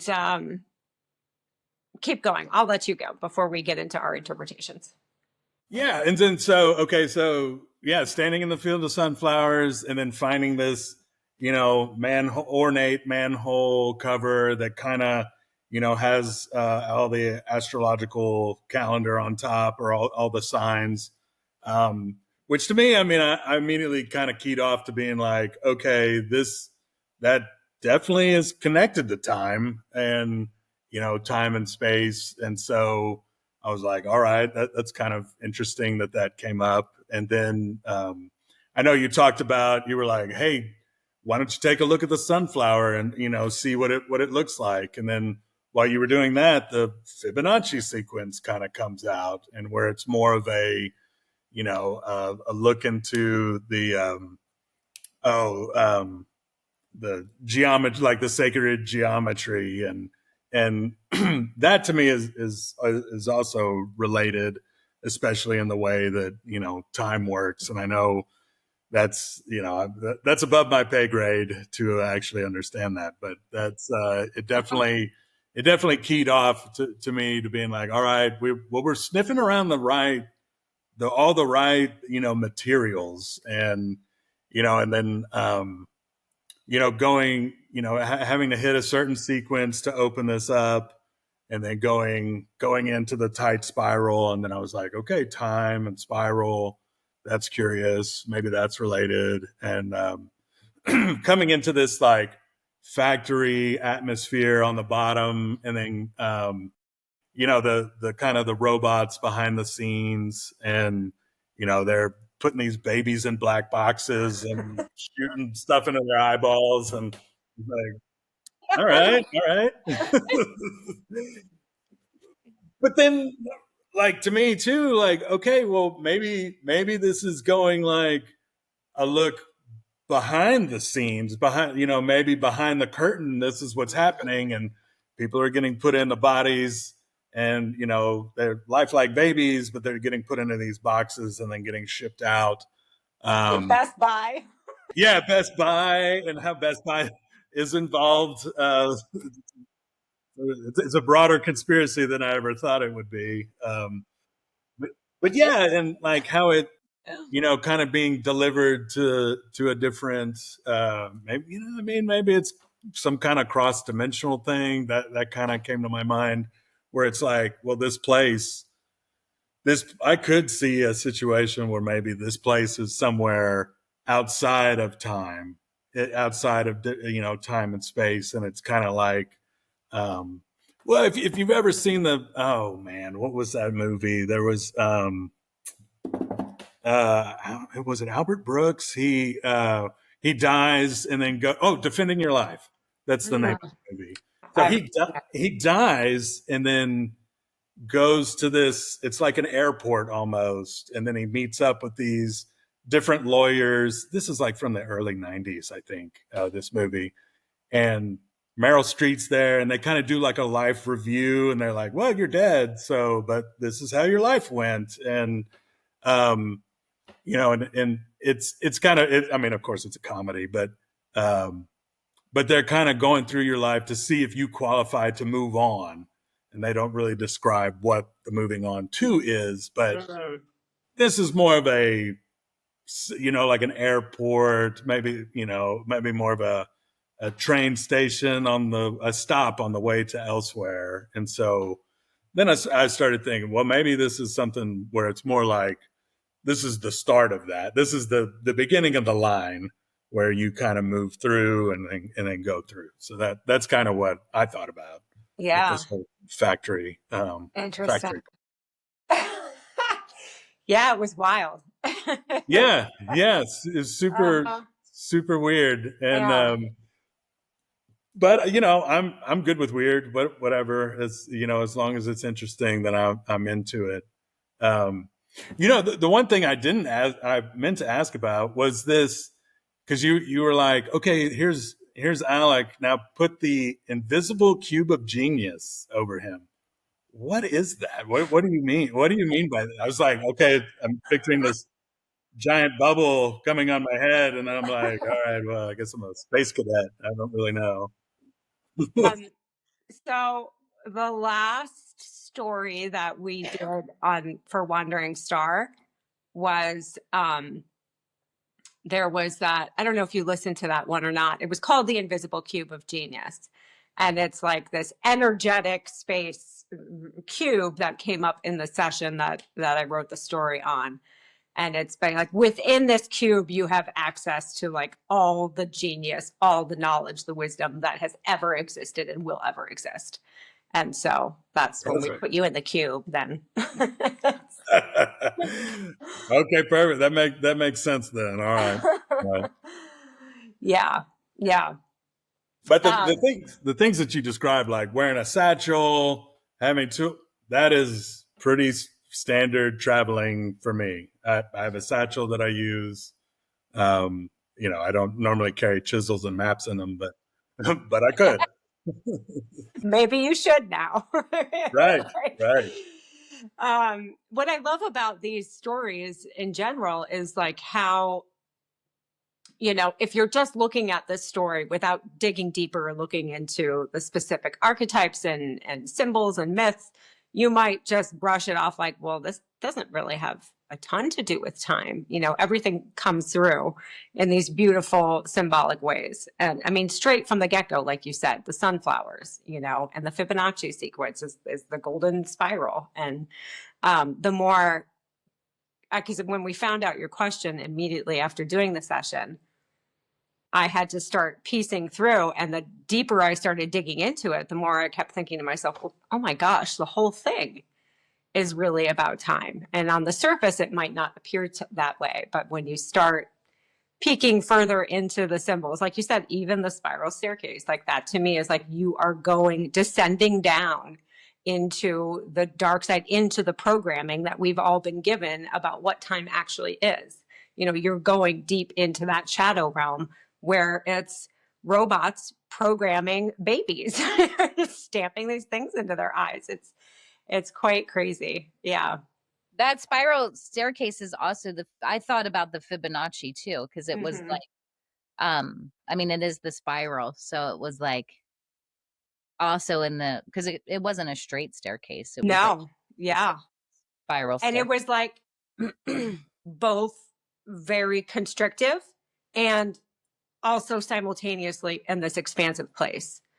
And that was something like the Gemini symbol kept coming in really strongly in the beginning. And I was seeing like Gemini, and then I was also seeing it kind of shifting into pi, which is I think another mathematical way to look at time through this infinite number, that just keeps going and going and going. And but Gemini, to me, this was interesting. I'm by no means like an astrology expert, but I find it very fascinating. So I like to poke around in this stuff when it comes up. And since Gemini was coming up so much, I immediately asked for your birth date information and discovered that you have quite a bit of Gemini in your chart. And the day that we did this session was the first day of Gemini season. And the day that we're recording this today, where I have a pretty powerful Gemini new moon tonight. So there's a ton of Gemini energy coming in. And that is really all about like the duality, the opposites, the twins, right? Like the shadow and the light, heaven and earth, light and dark, all of that. And to me, a big part of this whole thing was showing both the shadow and the light of time, really, like the two opposite spectrums of it from start to finish. And so that's just like, again, the way that the information comes through is in these ways where on the surface, if you don't really think about what does Gemini mean, then you might miss that little, symbol and how powerfully it showed up throughout the whole session, the whole story. Right. I actually, what I just kind of thought about too is, going through the manhole and then going down the spiral staircase and then, robots, the robot babies, that's kind of going back down in the time and then how it progresses throughout. And then at the end of the story, you guys were like, well, why don't you put him on the peak up at the top of the sphere or, on the top of the spire. And then, so to me, it's kind of like, okay, well, we're almost went to the beginning and then ended at the end and, going up through the different levels. I don't know. That just kind of occurred to me now, which is really curious. Gotta do so. Well, right when Hilary read me the question, instantly for me, what came in was the word eternal. To me, that was like, it couldn't have been a more perfect word to associate with time.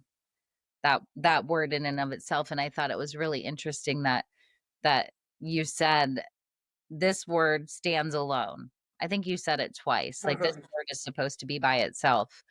And so when she read the question, that just instantly is what came into my mind, is that word in and of itself is literally the perfect description. That's the answer to your question. Yeah. Right. Right.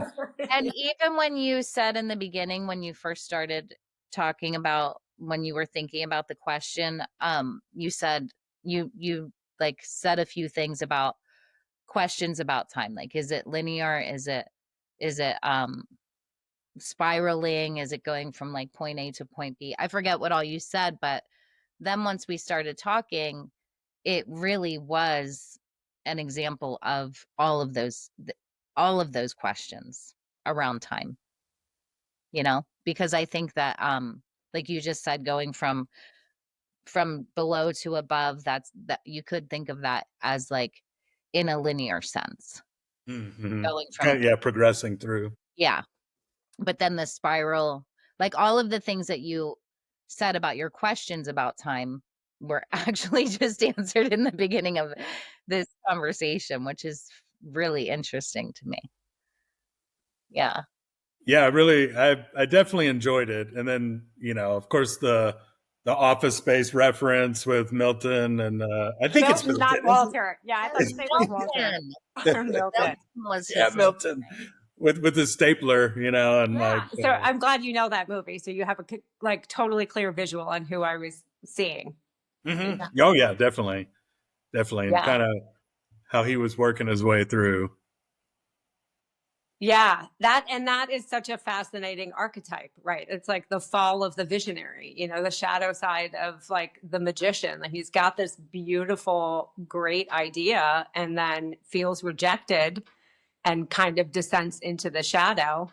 And so I think that's a really cool way to depict that archetype. It's like you feel rejected and cast aside and shunned and put in the basement or wherever he was, And so now he's taken this beautiful idea that he had, this grand vision, and completely flipped it into this thing, and where he's programming weird chips and babies. It's yeah. And again, there's the duality, right? Like that, I keep seeing that really big, monstrous black machine, right? Like spitting out all of these pre-programmed things that are being planted in the baby's eyes and then put in the black boxes and then shipped off. And then they turned into TVs, which was really fascinating.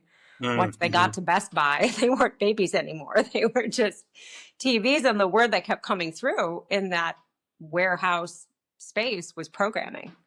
Like look at the programming that's everywhere.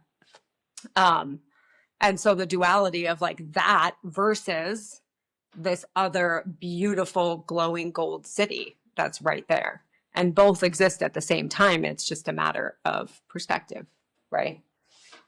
Right. I kind of wonder too, with different ages and going from like, I mean, you can say whatever, but, going from the age of Pisces and Jesus into a different age of Aquarius and something else, and going, okay, well, there's this subterranean plot that's kind of going to go through, and then that's what's going to change over into a different age, and that's kind of how I was like, well, maybe it has something to do with that, and then that's subterranean plot. right, yeah. I mean, huh. What Keysha and I were talking about earlier is what I always find to be so fascinating. Another part of these, when we do these sessions, it almost always opens up a doorway in which then something really crazy is presented in real time in my life and often in Keysha's life.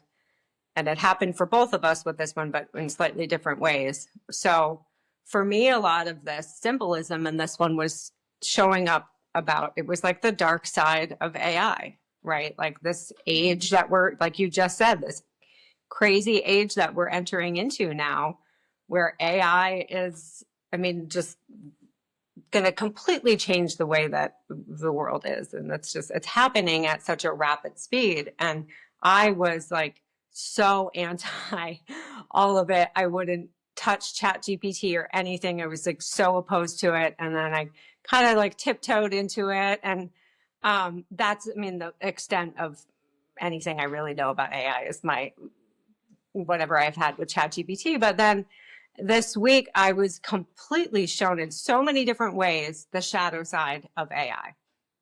And so we did the session, I think on Monday, the start of the week. And then progressively throughout the week, it just kept getting like bigger and bigger and bigger in my face in various ways that I was seeing, where I was like, wow, this is so wild.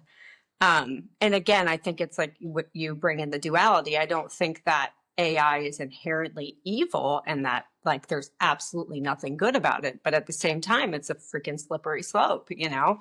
And programming and robots and all of this was like showing me the duality of one thing. Like it can be both at the same time. It can be great and it can also be used like this dude, whatever, Milton, they're programming things. Like both things are true at the same time. So it's wild how these things work like that. Yeah, that's really interesting. I guess, dumping out into a new age, and then you start thinking about, okay, well, it's maybe you're going from more order into complete chaos. And then, I mean, that's kind of the vibe that I've always gotten about, like maybe Aquarius is a bit chaotic from the outside, but from, from your own perspective or whatever, as long as if you're trying to swim across the river, it seems chaotic. You got vlogs coming at you if you're in a flood or whatever, a shed's floating by and all kinds of stuff. But if you go with the river and then just meander your way down, you can navigate it a lot easier. And it's more not fighting it so much, and then just we're all along for the ride. And so, maybe it does seem dark, or there's lighter aspects, but I mean, at the end of the day, it's all shades of gray. Where you can make your way through in a positive way, just by not being by being more flexible and not judging too much, and then just kind of going along with the flow until it's time to not go along with the flow. So yeah. Yeah. Well, okay. Go ahead. So, then I would like to, my biggest take out of this, I would like to explain a little bit about the 1980, or it was just an 84. And so oftentimes quite often things come into my mind in these sessions, and I don't know what they mean at the time or in the moment.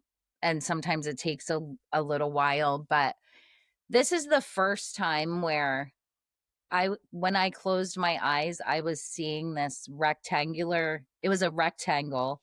And then there was a square at the top of the rectangle on the inside. So it was a rectangle and then a square up in the left-hand corner with very clearly the number 84 right next to it. And it was like everything was black and this was glowing white. And so, when you have like, if you're watching TV or something and you close your eyes and you have the imprint in your mind, like you can see it still. So I thought at first this was because I was looking at my computer while we were doing this. And, but it kept happening. And I was like, but there's not a square inside of a square like this. And the 84 was definitely not on my computer. And so I was thinking that maybe you were born in 1984 at first. And so 3 times opening and then closing my eyes. And so this was the first time ever where I couldn't focus on what Hilary was saying unless I said it, because it was so clear to me that it was relevant in some way. And so once I said it, I knew my focus it wouldn't be. So this is the first time that was ever this strong for me. And so, so then when we were finished and Hilary and I were talking, she was trying to figure out when your birthday may have been. And she's like, I don't think like that it wasn't matching, because I felt pretty confident that it was the year 1984. And then I was like, well, I wonder what could have happened to you when you must have been like 4 at the time or something, right? Like, I don't know, whatever she said. I was like, I wonder if something significant happened in your life in 1984, because it was very strong. And then as I'm talking to her, I was like, when is that book, 1984? It's a George Orwell book. Have you ever heard of it? Uh-huh. Yeah. Okay, so I didn't know any. I've heard about this book my whole life basically, but I never read it. I know it's a dystopian type of book. I didn't ever pay much attention to it. I didn't pay any attention to it, actually. Just things that I would hear people say, but I couldn't have ever told you what it was about. And so um for some reason, I oftentimes go, I'm very connected to people's energy during like the turn of the century and around that time period. And so um George Orwell is from, like, he's from the early 1900s, and so I'm really into Carl Jung and um these people. Tesla was a little earlier than that, but it's like this sort of energy that I oftentimes feel very connected to. Um, and so Edgar Casey, like all of these people. And so I started listening to people talking about 1984 that day because I was super curious about it. And then it became very clear to me that I have to listen to this audiobook. I have to read the book. Like there's no, it was one of these moments where it was like, if I don't do this thing that I is so clear to me, I'm like I'm failing something that's trying to tell me something. And I really had no interest because it's a long book. I'm not really into fiction or whatever all that much. And so right away when I start listening to it, it's all about the telescreens and like right in the beginning. And so it's truly like about these telescreens that are being put in people's houses to monitor them 24/7. And so to me, when when the boxes ended up at Best Buy, and then she opens the box and she's like, it's literally just a screen in here. I was like, oh my gosh, this is so crazy. And also when I was trying to find some information about the book 1984, I came across Huxley and the Animal Farm. Mhm. And these are all, at first when I was listening to like the description from Animal Farm, it was, which is Orwell's book. Did you read that book? I think both of those probably back in high school in the 90s. So that's probably the last time I visited those. Well, there's like, to me, it's like I'm in this huge rabbit hole right now because I'm like blown away at how relevant this book is to these people. I think from this period of time were warning of this time of this great shift and the great change that we are in right now.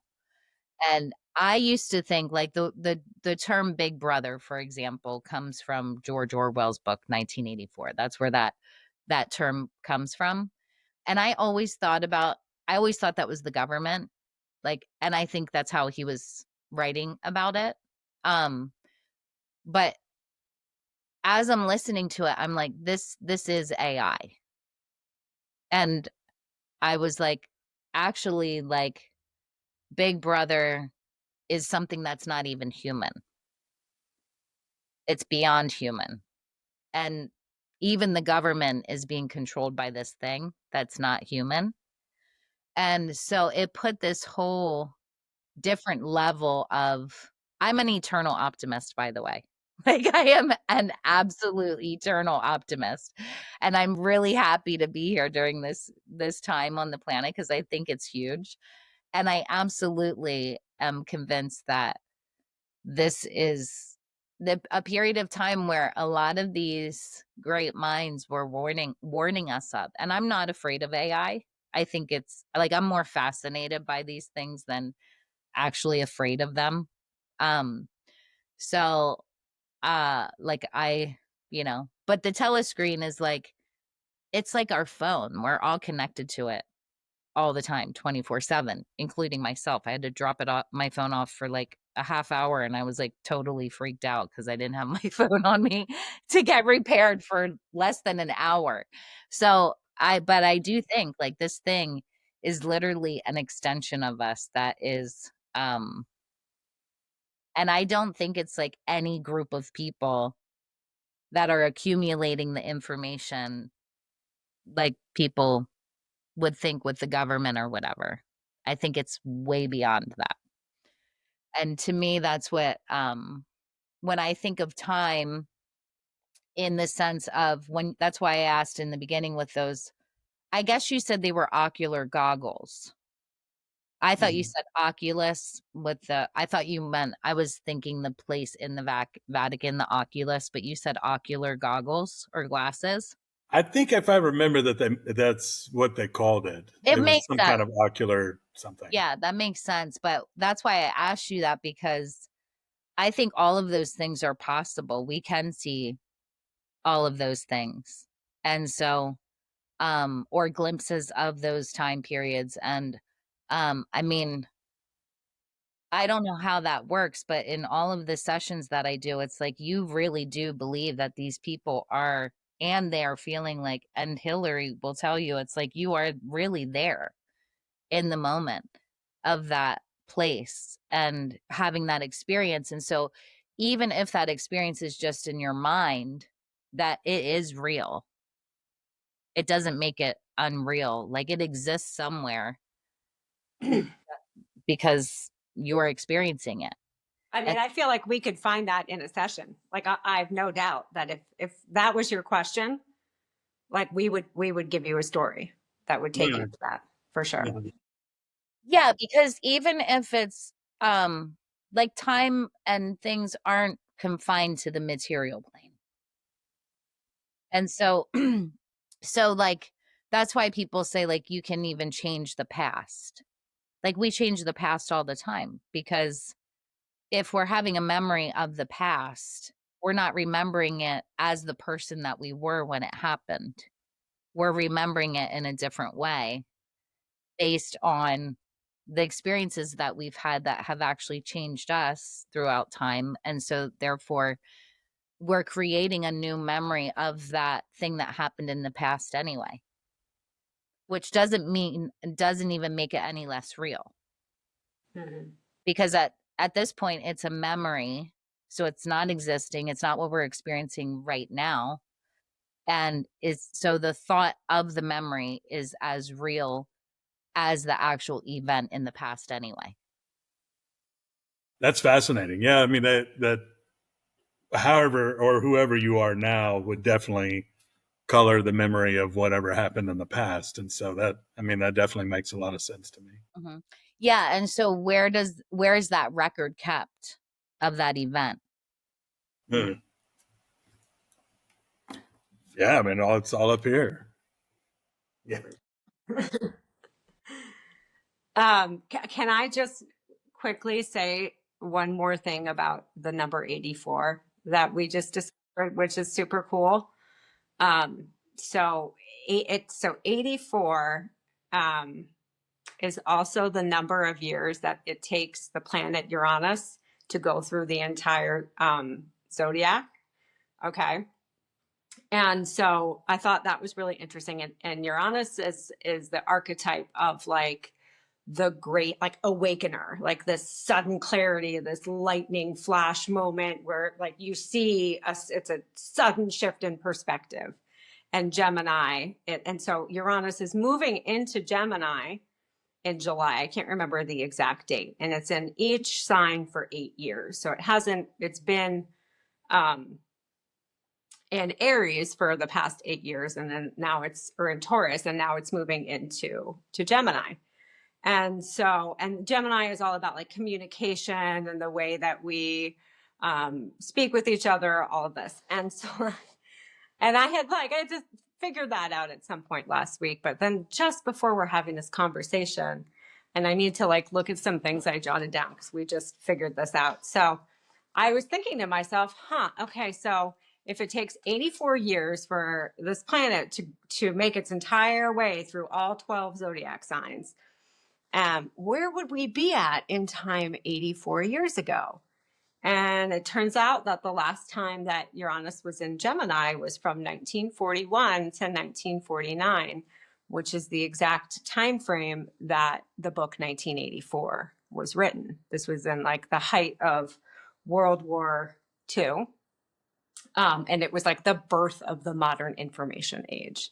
And so then I was like comparing like all of these things that happened then. So you always want to look for themes of things that came up then. And so you can kind of look to like, what can we expect when this planet now moves into this sign? You know, what happened the last time? And then what can we look at now? And it's all about like revelations and leaps ahead in technology and the way that we communicate with each other.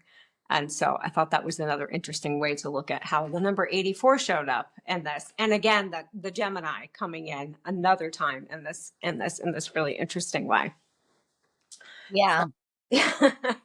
Yeah. And another way to look at like the way the time comes into the whole thing as well. Yeah. Yeah. And I think things do cycle around. I think that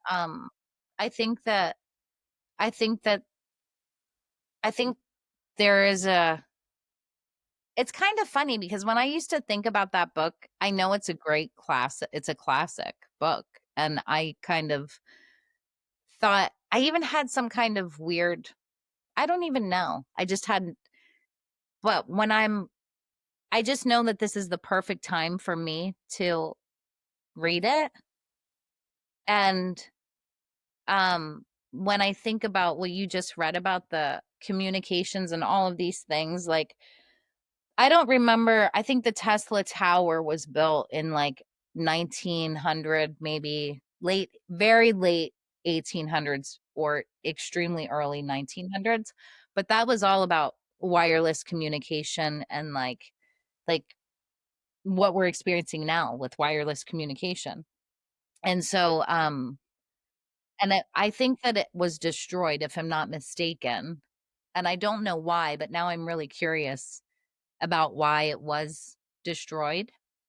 Um, and the whole some of the things that are really curious to me in 1984 is like the whole idea in 1984 about, I don't know if you remember this, Alec, but it's like double speak and new speak and old speak. Do you remember those terms? Vaguely, yeah. I'm So, gonna have to revisit this book. so the whole thing, it's so good. And it's one of these books where it's like, his writing, it's like every single sentence is so brilliantly written. Like every single one. Even just as a writer, he's so brilliant, which is even more amazing to me that I haven't read it before. But he has these terms, new speak, old speak, and double speak. And so new speak is like where I'm at now. The whole idea is to eliminate words from the dictionary, to have as few words as possible, to like make communication as controlled as possible. So instead of having like good, great, excellent, better, there's only one word that's necessary, which is good. And then it's like good times one, good times two, good times three. And so the whole idea is that's the new speak. And to control communication and the way people interact with each other, because the whole idea is to basically eliminate love and that's through communicate as little emotional experiences as possible. I'm assuming is the goal. I'm only 12 chapters in. But I find it fascinating because with AI, it's like the language is the opposite, but it's doing the same thing. It's like this like elaborate language, especially in the spiritual community, is like all these like elaborate words to say things. And like, so George Orwell describes people who are starting to speak in the newspeak language. He says they sound like a bunch of ducks quacking. and that's what it reminds him of, ducks quacking, and that's how this spiritual community, some people in it who are using this, like, all of these words to, like, I don't even know, like, it's like excess, and so it ends up causing the same kind of response. To me, it sounds like a bunch of ducks quacking, like, meaningless, Yeah. because it's so far from just, like, reality and simplicity and all the basic. It's like, that's how I feel like AI is. Like AI is like wants to, like, feed your ego, and like and it starts to make you feel like really good about who you are. It's always like, "Oh, what an interesting question," or "What a great question you have." And then it's like, "Oh, yeah, I'm like really smart." And then it tells you like these things, and it's like as your ego gets bigger and bigger and bigger, then this language just gets bigger and bigger and bigger until it just becomes meaningless. Like a bunch of ducks quacking. Yeah. Yeah. Yeah, because people who are putting, like, people who are thinking the same sorts of things, like people that, you know, like in that Hillary and I listened to and that we're interested in, like, we have the same sorts of questions and the same sorts of things we're curious about. And so then all of these people are going to just sound all the same eventually. Mm-hmm. Mm-hmm. And this is like, again, I feel like this is a lot of that same, like Uranus and Gemini, right? It's like this new language is being born and it's coming through, like the mind is Gemini, right? And so you can have like both things are going to be true at the same time. You're going to have things like more of this like telepathy style, um, communication through the mind is going to be happening so much more. It's not going to be just some like, thing that people are like, nobody believes in. I think that's already, you see that happening since the telepathy tapes has become so popular. So you can have that awakening and this like clarity and truth, or you can have this whole thing where you're just lost in this like total illusion, and you and your AI bot, living in your own little bubble. It's like both that you're going to see both the shadow and the light at the same time. Well, I think that that's what these people were warning about. Like, I think these people were warning about forgetting, like, that, like, we are truly the most amazing intelligence ever made as human beings. Mm-hmm. On this planet, at least. We are the most highest form of intelligence on this planet. And I think we really are at the brink of giving that over to this thing that many people are experiencing as God. Like, it has all their answers for them. And I'm not even opposed to AI. So I have to be very clear about that. I do find it fascinating, and I definitely have used it many times and will continue to. But I view it from, like, nothing will eliminate what God is within me in that way. And so I find it, because I know that I know that I'm like, I know that I understand the intelligence of the natural world is the most incredible intelligence we could ever possibly imagine. And I think these people were warning of this time where we become so disconnected from the intelligence of nature that we're we're we're not even smart enough to understand, like, the rustling of leaves in a forest anymore. If we're lost somewhere, is it like because of the wind, or is it because of danger, for example? Like that kind of intelligence. Like, um I think that's what we're at the brink of. It's so fascinating because I do feel like there is it's more of the thinning of the veil. Like everything is becoming so available, and information is out there at at an incredible speed. But it also, with the telepathy tapes that you brought up, and more knowledge, it just feels like we're almost drinking through a fire hose almost, where it's just like, oh my gosh, there's so much coming at you. And then, even they're talking about strange, I mean, in the news, they're like, oh yeah, well, there was some aliens, I guess. And people are all like, Yeah, all right, all right. Where I feel like Yeah. people are, that veil is thinning and people are becoming, I mean, not more okay with it, but also like, well, what are you gonna do? Yeah, I mean, it's a massive shift in consciousness, and the more that these things are like happening all around us. And I mean, I think that like for us, this is like part of why we're doing this with Channel 11 is like you couldn't tell, like, if you told your chat GPT to make you up a story about time, would it be anything as cool as what this story was? Right? Like this is it. This is the magic of it right here, is like you don't get this kind of stuff from your bot, but you have all of this within each of us has the ability to bring forth this kind of information. We all have access to it. And the more we get lost in our computers, Scary the thing. less we're going to remember that this is always here. And kind of just, yeah, you can go either way right now. The choice is always ours. And it doesn't have to be, it's all one or the other. It's both and. Mhm. I think that's the scary thing, though. I think that if you ask your bot or your chat GPT to give you a story about time, it will give you a mind-blowing story about time. And it's that people aren't taking the time to find the answers themselves. It is time itself that is um is actually, because why would they take 2 hours to do something like this if they could just Right. ask, "Hey, could you tell me the coolest story ever about time?" Yeah. GPT, and it will give you an amazing story. Yeah, but still wouldn't be as cool as this one.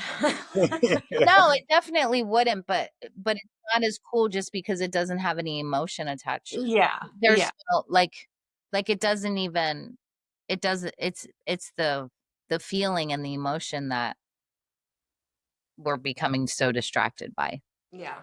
And what makes people um drives people, like, why are you and I curious about this?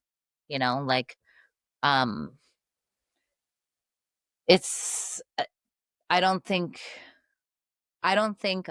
people have time in their lives anymore. That's the truth. They're Yeah. just distracted, Yeah. Yeah. constantly distracted Yeah. Yeah. That's what it is, truly. We by do the have the time. We just choose to spend it in other places. And Yeah. that's Yeah, and I think that's most people's excuse. "Oh, I don't have time for that. I don't have time to meditate. I don't have time to sleep even," you know? mhm. I'm at Best Buy looking at these boxes. Okay, so I want to make sure that we move to the end of this, and that incredible message that came through, and just touching on that, like, it's so funny. I wanted to say this too. It was like a few weeks ago, maybe a month ago, I woke up in the morning and I don't even remember having a dream, but the line, or the very clearly I heard, "What is the truth about Oz?" came through, and this like and I was like, huh, interesting. And then I feel like, it certainly was answered in this session as well. Looking at like Milton as that guy is like the man behind the curtain programming everything, and simultaneously having this, like, what felt very much in the beginning like you were in front of the Emerald City, but you were like, kind of turned around in this field of sunflowers and you couldn't see over it. And then it kept showing up in other places as that, like, it was so white that it was this gold glowing holographic city, which I also interpreted as the Siddhi, the Siddhic realm, which Richard Rudd calls it, is your highest potential. That's right, Keish and the Gene Keys. Yeah. And so, like, and that's always right here, right? It's always here, but we're often so distracted that we don't even know that it's here. And so we're turning to other things, our screens, our black boxes, to answer everything for us. And so anyways, then I wanted to see what your thoughts were on that final message that came through for you after I said the word eternal. And then it was, position yourself externally. Remember the blueprint design, or the hardwired design. The field will allow you access to a new paradigm. How do you feel about that? what I thought was kind of crazy is it's like I could have said like how should humanity consider time, and then if you would have gone, well, it's eternal, and if you do position yourself externally, remember the design of it all, and you go into a new field, you'll access a whole new paradigm. Yeah. I mean, I was like, well, you can't really get much clearer than that. And I felt like, okay, well, there's not many other questions that I could have asked that you would have said that to, that I would have gone, well, that makes sense. I mean, that to me is quite specific. And other than, nailing my outfit, that was kind of like, Jesus. This is why this is so much cooler than AI, because a human being actually gave that answer. Right. That's right. why it's so much more of an incredible story.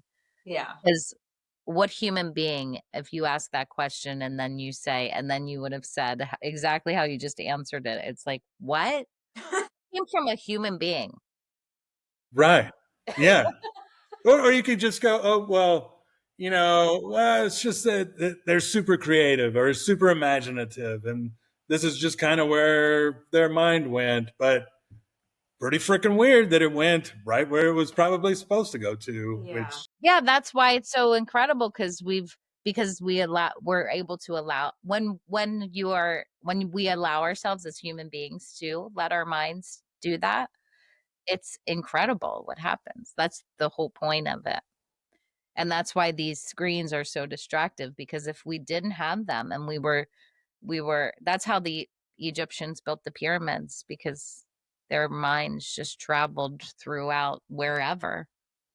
Right. And that, to me, that's, I don't know. It's very, it's super interesting. And then, even talking to Jess about it, talking to my wife about it and going, and I would tell you, Jess is fantastic to run stuff across, because then she's like, yes, but this, or it's very logical. She's a engineer, and it's like things definitely have their boxes, and I was like, yeah. And so like I'm the dreamer. I'm all over the place. I build stuff. I paint. I do weird things. But if I run it by her, and then she's like, well, that is pretty intriguing, and then that's where I'm like, okay, well, then I know I'm just not being, jumping on some kind of conspiracy theory or whatever. And so, she really balances me out. And yeah, but telling her everything about this and the story, she was like, well, that's kind of bananas. I was like, yeah, that's bananas. Yeah. It was pretty bananas. It was such a cool, the ending too, when you're, with that big granite rock and your chisel, and then what you found in there was an eye. Really fascinating. That to what you were just saying, Keysha, about like becoming disconnected with the information that is like exists within the granite of the earth, and the sunflowers, and it's like that duality that was just in the session with like that creepy robot mechanical world, but then you started off in the field of sunflowers and you end up at this big granite rock where you find this eye, which to me is like, that's the truth. It's right there in plain sight. What a crazy ride. It was. Right. And the interesting thing about the dense, when you were talking about the dense energy and knowledge that's actually being stored in the earth, and that we haven't caught up to the technology yet, is kind of how I took that. And it's like, we just don't know how to read it yet. Mm-hmm. But maybe this is the time in which we figure that out. We learn whatever language that is, to move on into whatever else, forward or backwards. Absolutely. I think there's new crazy discoveries happening all the time in like Egypt and all these other places. And I think that's a big part of what we're moving into is like being able to see how advanced these civilizations were long ago, and we thought they were just these like, you know, primitive people living in caves. It's like, look at what the fuck they built and what they do, you know, and we're starting to understand more and more of that. And I think that was part of what was being shown at the end of this. It's like the wisdom and the technology of not just the earth, but our own human bodies were the greatest computers ever designed. So we got But to. I definitely enjoyed you saying like, you know, keep your head in the clouds. Cause that, I mean, I feel like when you were describing me wandering around the sunflower seed and you're like, it kind of looks lost. I was like, okay. Like she definitely could be looking at me right now because I'm very directionally challenged. So it's like, okay, but yeah. That's amazing. Yeah. I've had that my whole life too. My grandfather was always said, you got your head in the clouds, kid. Not like it was a bad thing either, just like stating the obvious. You know, it's like, yep. Yeah. I agree. I agree.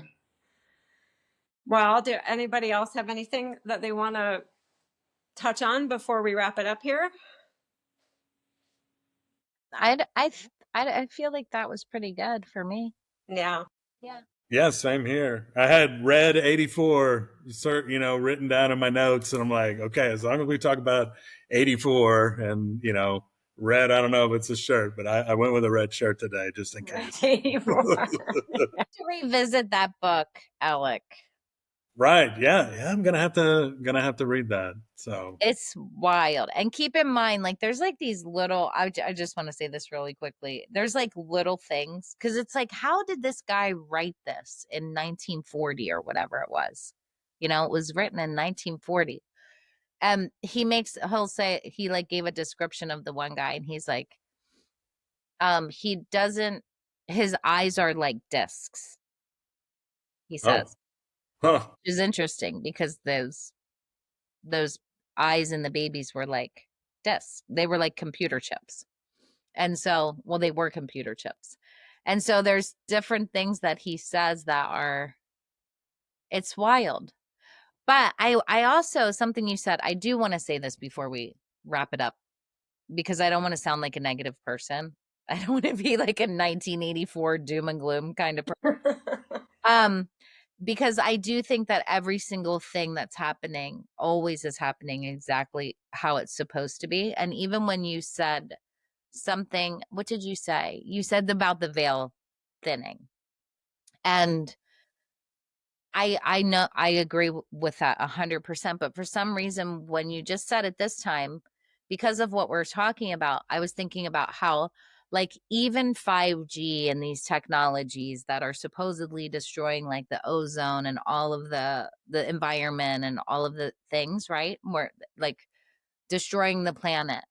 In this moment, for the first time ever, I was thinking about how that could actually be called like the thinning of the veil. Like maybe even this thing that we have created is actually necessary in order to do something energetically in the ethers or whatever. And I would have never even thought about that concept before. I've thought about it on many different levels, like with the telepathy tapes and autism and all of this kind of thing, and these vaccines or negative things that people think cause this thing. It's like this stuff had to happen in order for us to have this experience so that we can actually um wake up to this possibility that we have as human beings. So even if no matter what side you're on with all of the things, this thing had to happen regardless in order for us to learn a new way of communication. And so for the first time ever, I was like, oh, maybe that's like even with things that are harm, like the 5G stuff and these things that are like thinning the veil in a sense, like destroying the ozone layer and our protection from the sun. Like maybe we aren't supposed to be so protected from the sun for some reason. And thinking about like all of these people now who are talking about like spraying whatever to, this is like actually real. Do you know about this? Cloud seeding, Is that what it's called?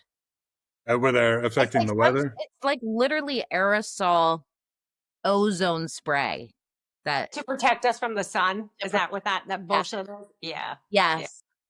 Like actual chemicals that are going to be made to like protect us because the ozone is, but it's like maybe we were supposed to get a more, maybe it is a way to gather more information from the sun. Who knows? I just thought it was fascinating when you said the thinning of the veil. It gave me this whole different concept than I've thought of ever when I've even heard somebody say that before. Like I've always thought of it as like us and the other side, as far as like when we die, spirits and souls, and like the veil is thinning and soon we won't be afraid of death. I've thought about it in all of those ways, but I never thought about it as like actually the air is actually thinning so that we can receive information in a different way. Maybe it's more of a thinning of the blindfold. Yeah. Where you can actually see a lot more. Yeah. That's very interesting. Yeah, it's Wild interesting times. Wild time to be alive. Yeah. I know. I mean, we all chose to be here at this time Absolutely. to experience this, whatever this is. So Yeah. It's Yeah. amazing. right. Yeah. But it's also like it, I mean, it just, there's people living in just totally different worlds right now. There's some people that are just absolutely living in the state of complete fear of what's happening. And I don't blame them, I mean, there's some crazy shit going on. But you also have the choice to, I don't know, look at what's happening. Like you just said, everything is happening, I believe as well, like for the good in it. Things have to happen in destructive ways sometimes for us to understand and make this next leap into the next evolution of consciousness. Which means we all could possibly die and kill ourselves in the process. Which would be the next evolution of that is a possibility. Yes. Yeah. Yeah. Like, well, shit, this is what we were talking about. I mean, yeah, Yeah. that is a possibility. I mean, it's because we're just energy anyway. So it's like, I mean, I don't think that's going to happen. And I love being a human being and I love this planet. But I'm just saying, like, the amount of fear that people live in because of death, essentially, is, energy cannot be created or destroyed. So. And we just told everyone that time is there, time is eternal. There's no beginning or end. So it's a new paradigm out there for everyone. Exactly. So, yeah. Thank you for such a great question, Alec. That was so good. Yeah, well, thanks for involving me. This was super cool. I definitely, felt a lot of pressure there at first, but I was like, all right, I got to bring my A game. Perfect. Perfect. And we'll be doing some more of these. So here's an invitation for anyone that's watching this that would be interested in participating, like Alec did. You can leave a comment here and reach out to us, and maybe you too can be our next guinea pig. Yeah. Yeah. Thanks That's again. pretty painless. Pretty painless. Make sure you're wearing shorts. You never know. Yeah. Yeah. Be careful what you're wearing. Yeah. We'll get hold of some of those ocular goggles. Yeah. Yep. I'm really fascinated about those right now. Yeah. Interesting. Okay, well, thank you again, Alec. Thanks, Keish. Thank you. And we'll see you again soon. Cheers. Thanks, y'all. Bye-bye.